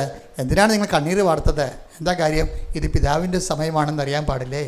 പിതാവിൻ്റെ സമയം എന്താണ്? ഇത് പരിശുദ്ധാത്മാവിനെ സ്വീകരിക്കാനുള്ള സമയം. ഓരോ വേദനാ സമയങ്ങളും, മക്കൾ കൈവിട്ട്, ഭർത്താവ് കൈവിട്ട്, ഭാര്യ മരിച്ചെന്നൊക്കെ പറയുന്ന ഓരോ കാലങ്ങളും എന്തിൻ്റെതാണ്? എന്നേക്കും നിങ്ങളുടെ ആയിരിക്കും. ഇവരാരും എന്നേക്കും നിങ്ങളുടെ ആയിരിക്കത്തില്ല, ഉറപ്പല്ലേ? എന്നേക്കും ആയിരിക്കത്തില്ല മക്കളെ. നിങ്ങൾ 10 മാസം ചുവന്ന കാലത്ത് ഒന്നും പറയണ്ട, അത് നിർത്തി അവസാനിപ്പിക്കട്ടെ. ഒരു കഥയില്ല. ആരുടെ ക്ലെയിം ഉണ്ടാക്കേണ്ട കാര്യമില്ല, ഒരു ക്ലെയിം മാത്രം. എന്താ സംഭവം? എന്നേക്കും നിങ്ങളുടെ ആയിരിക്കാൻ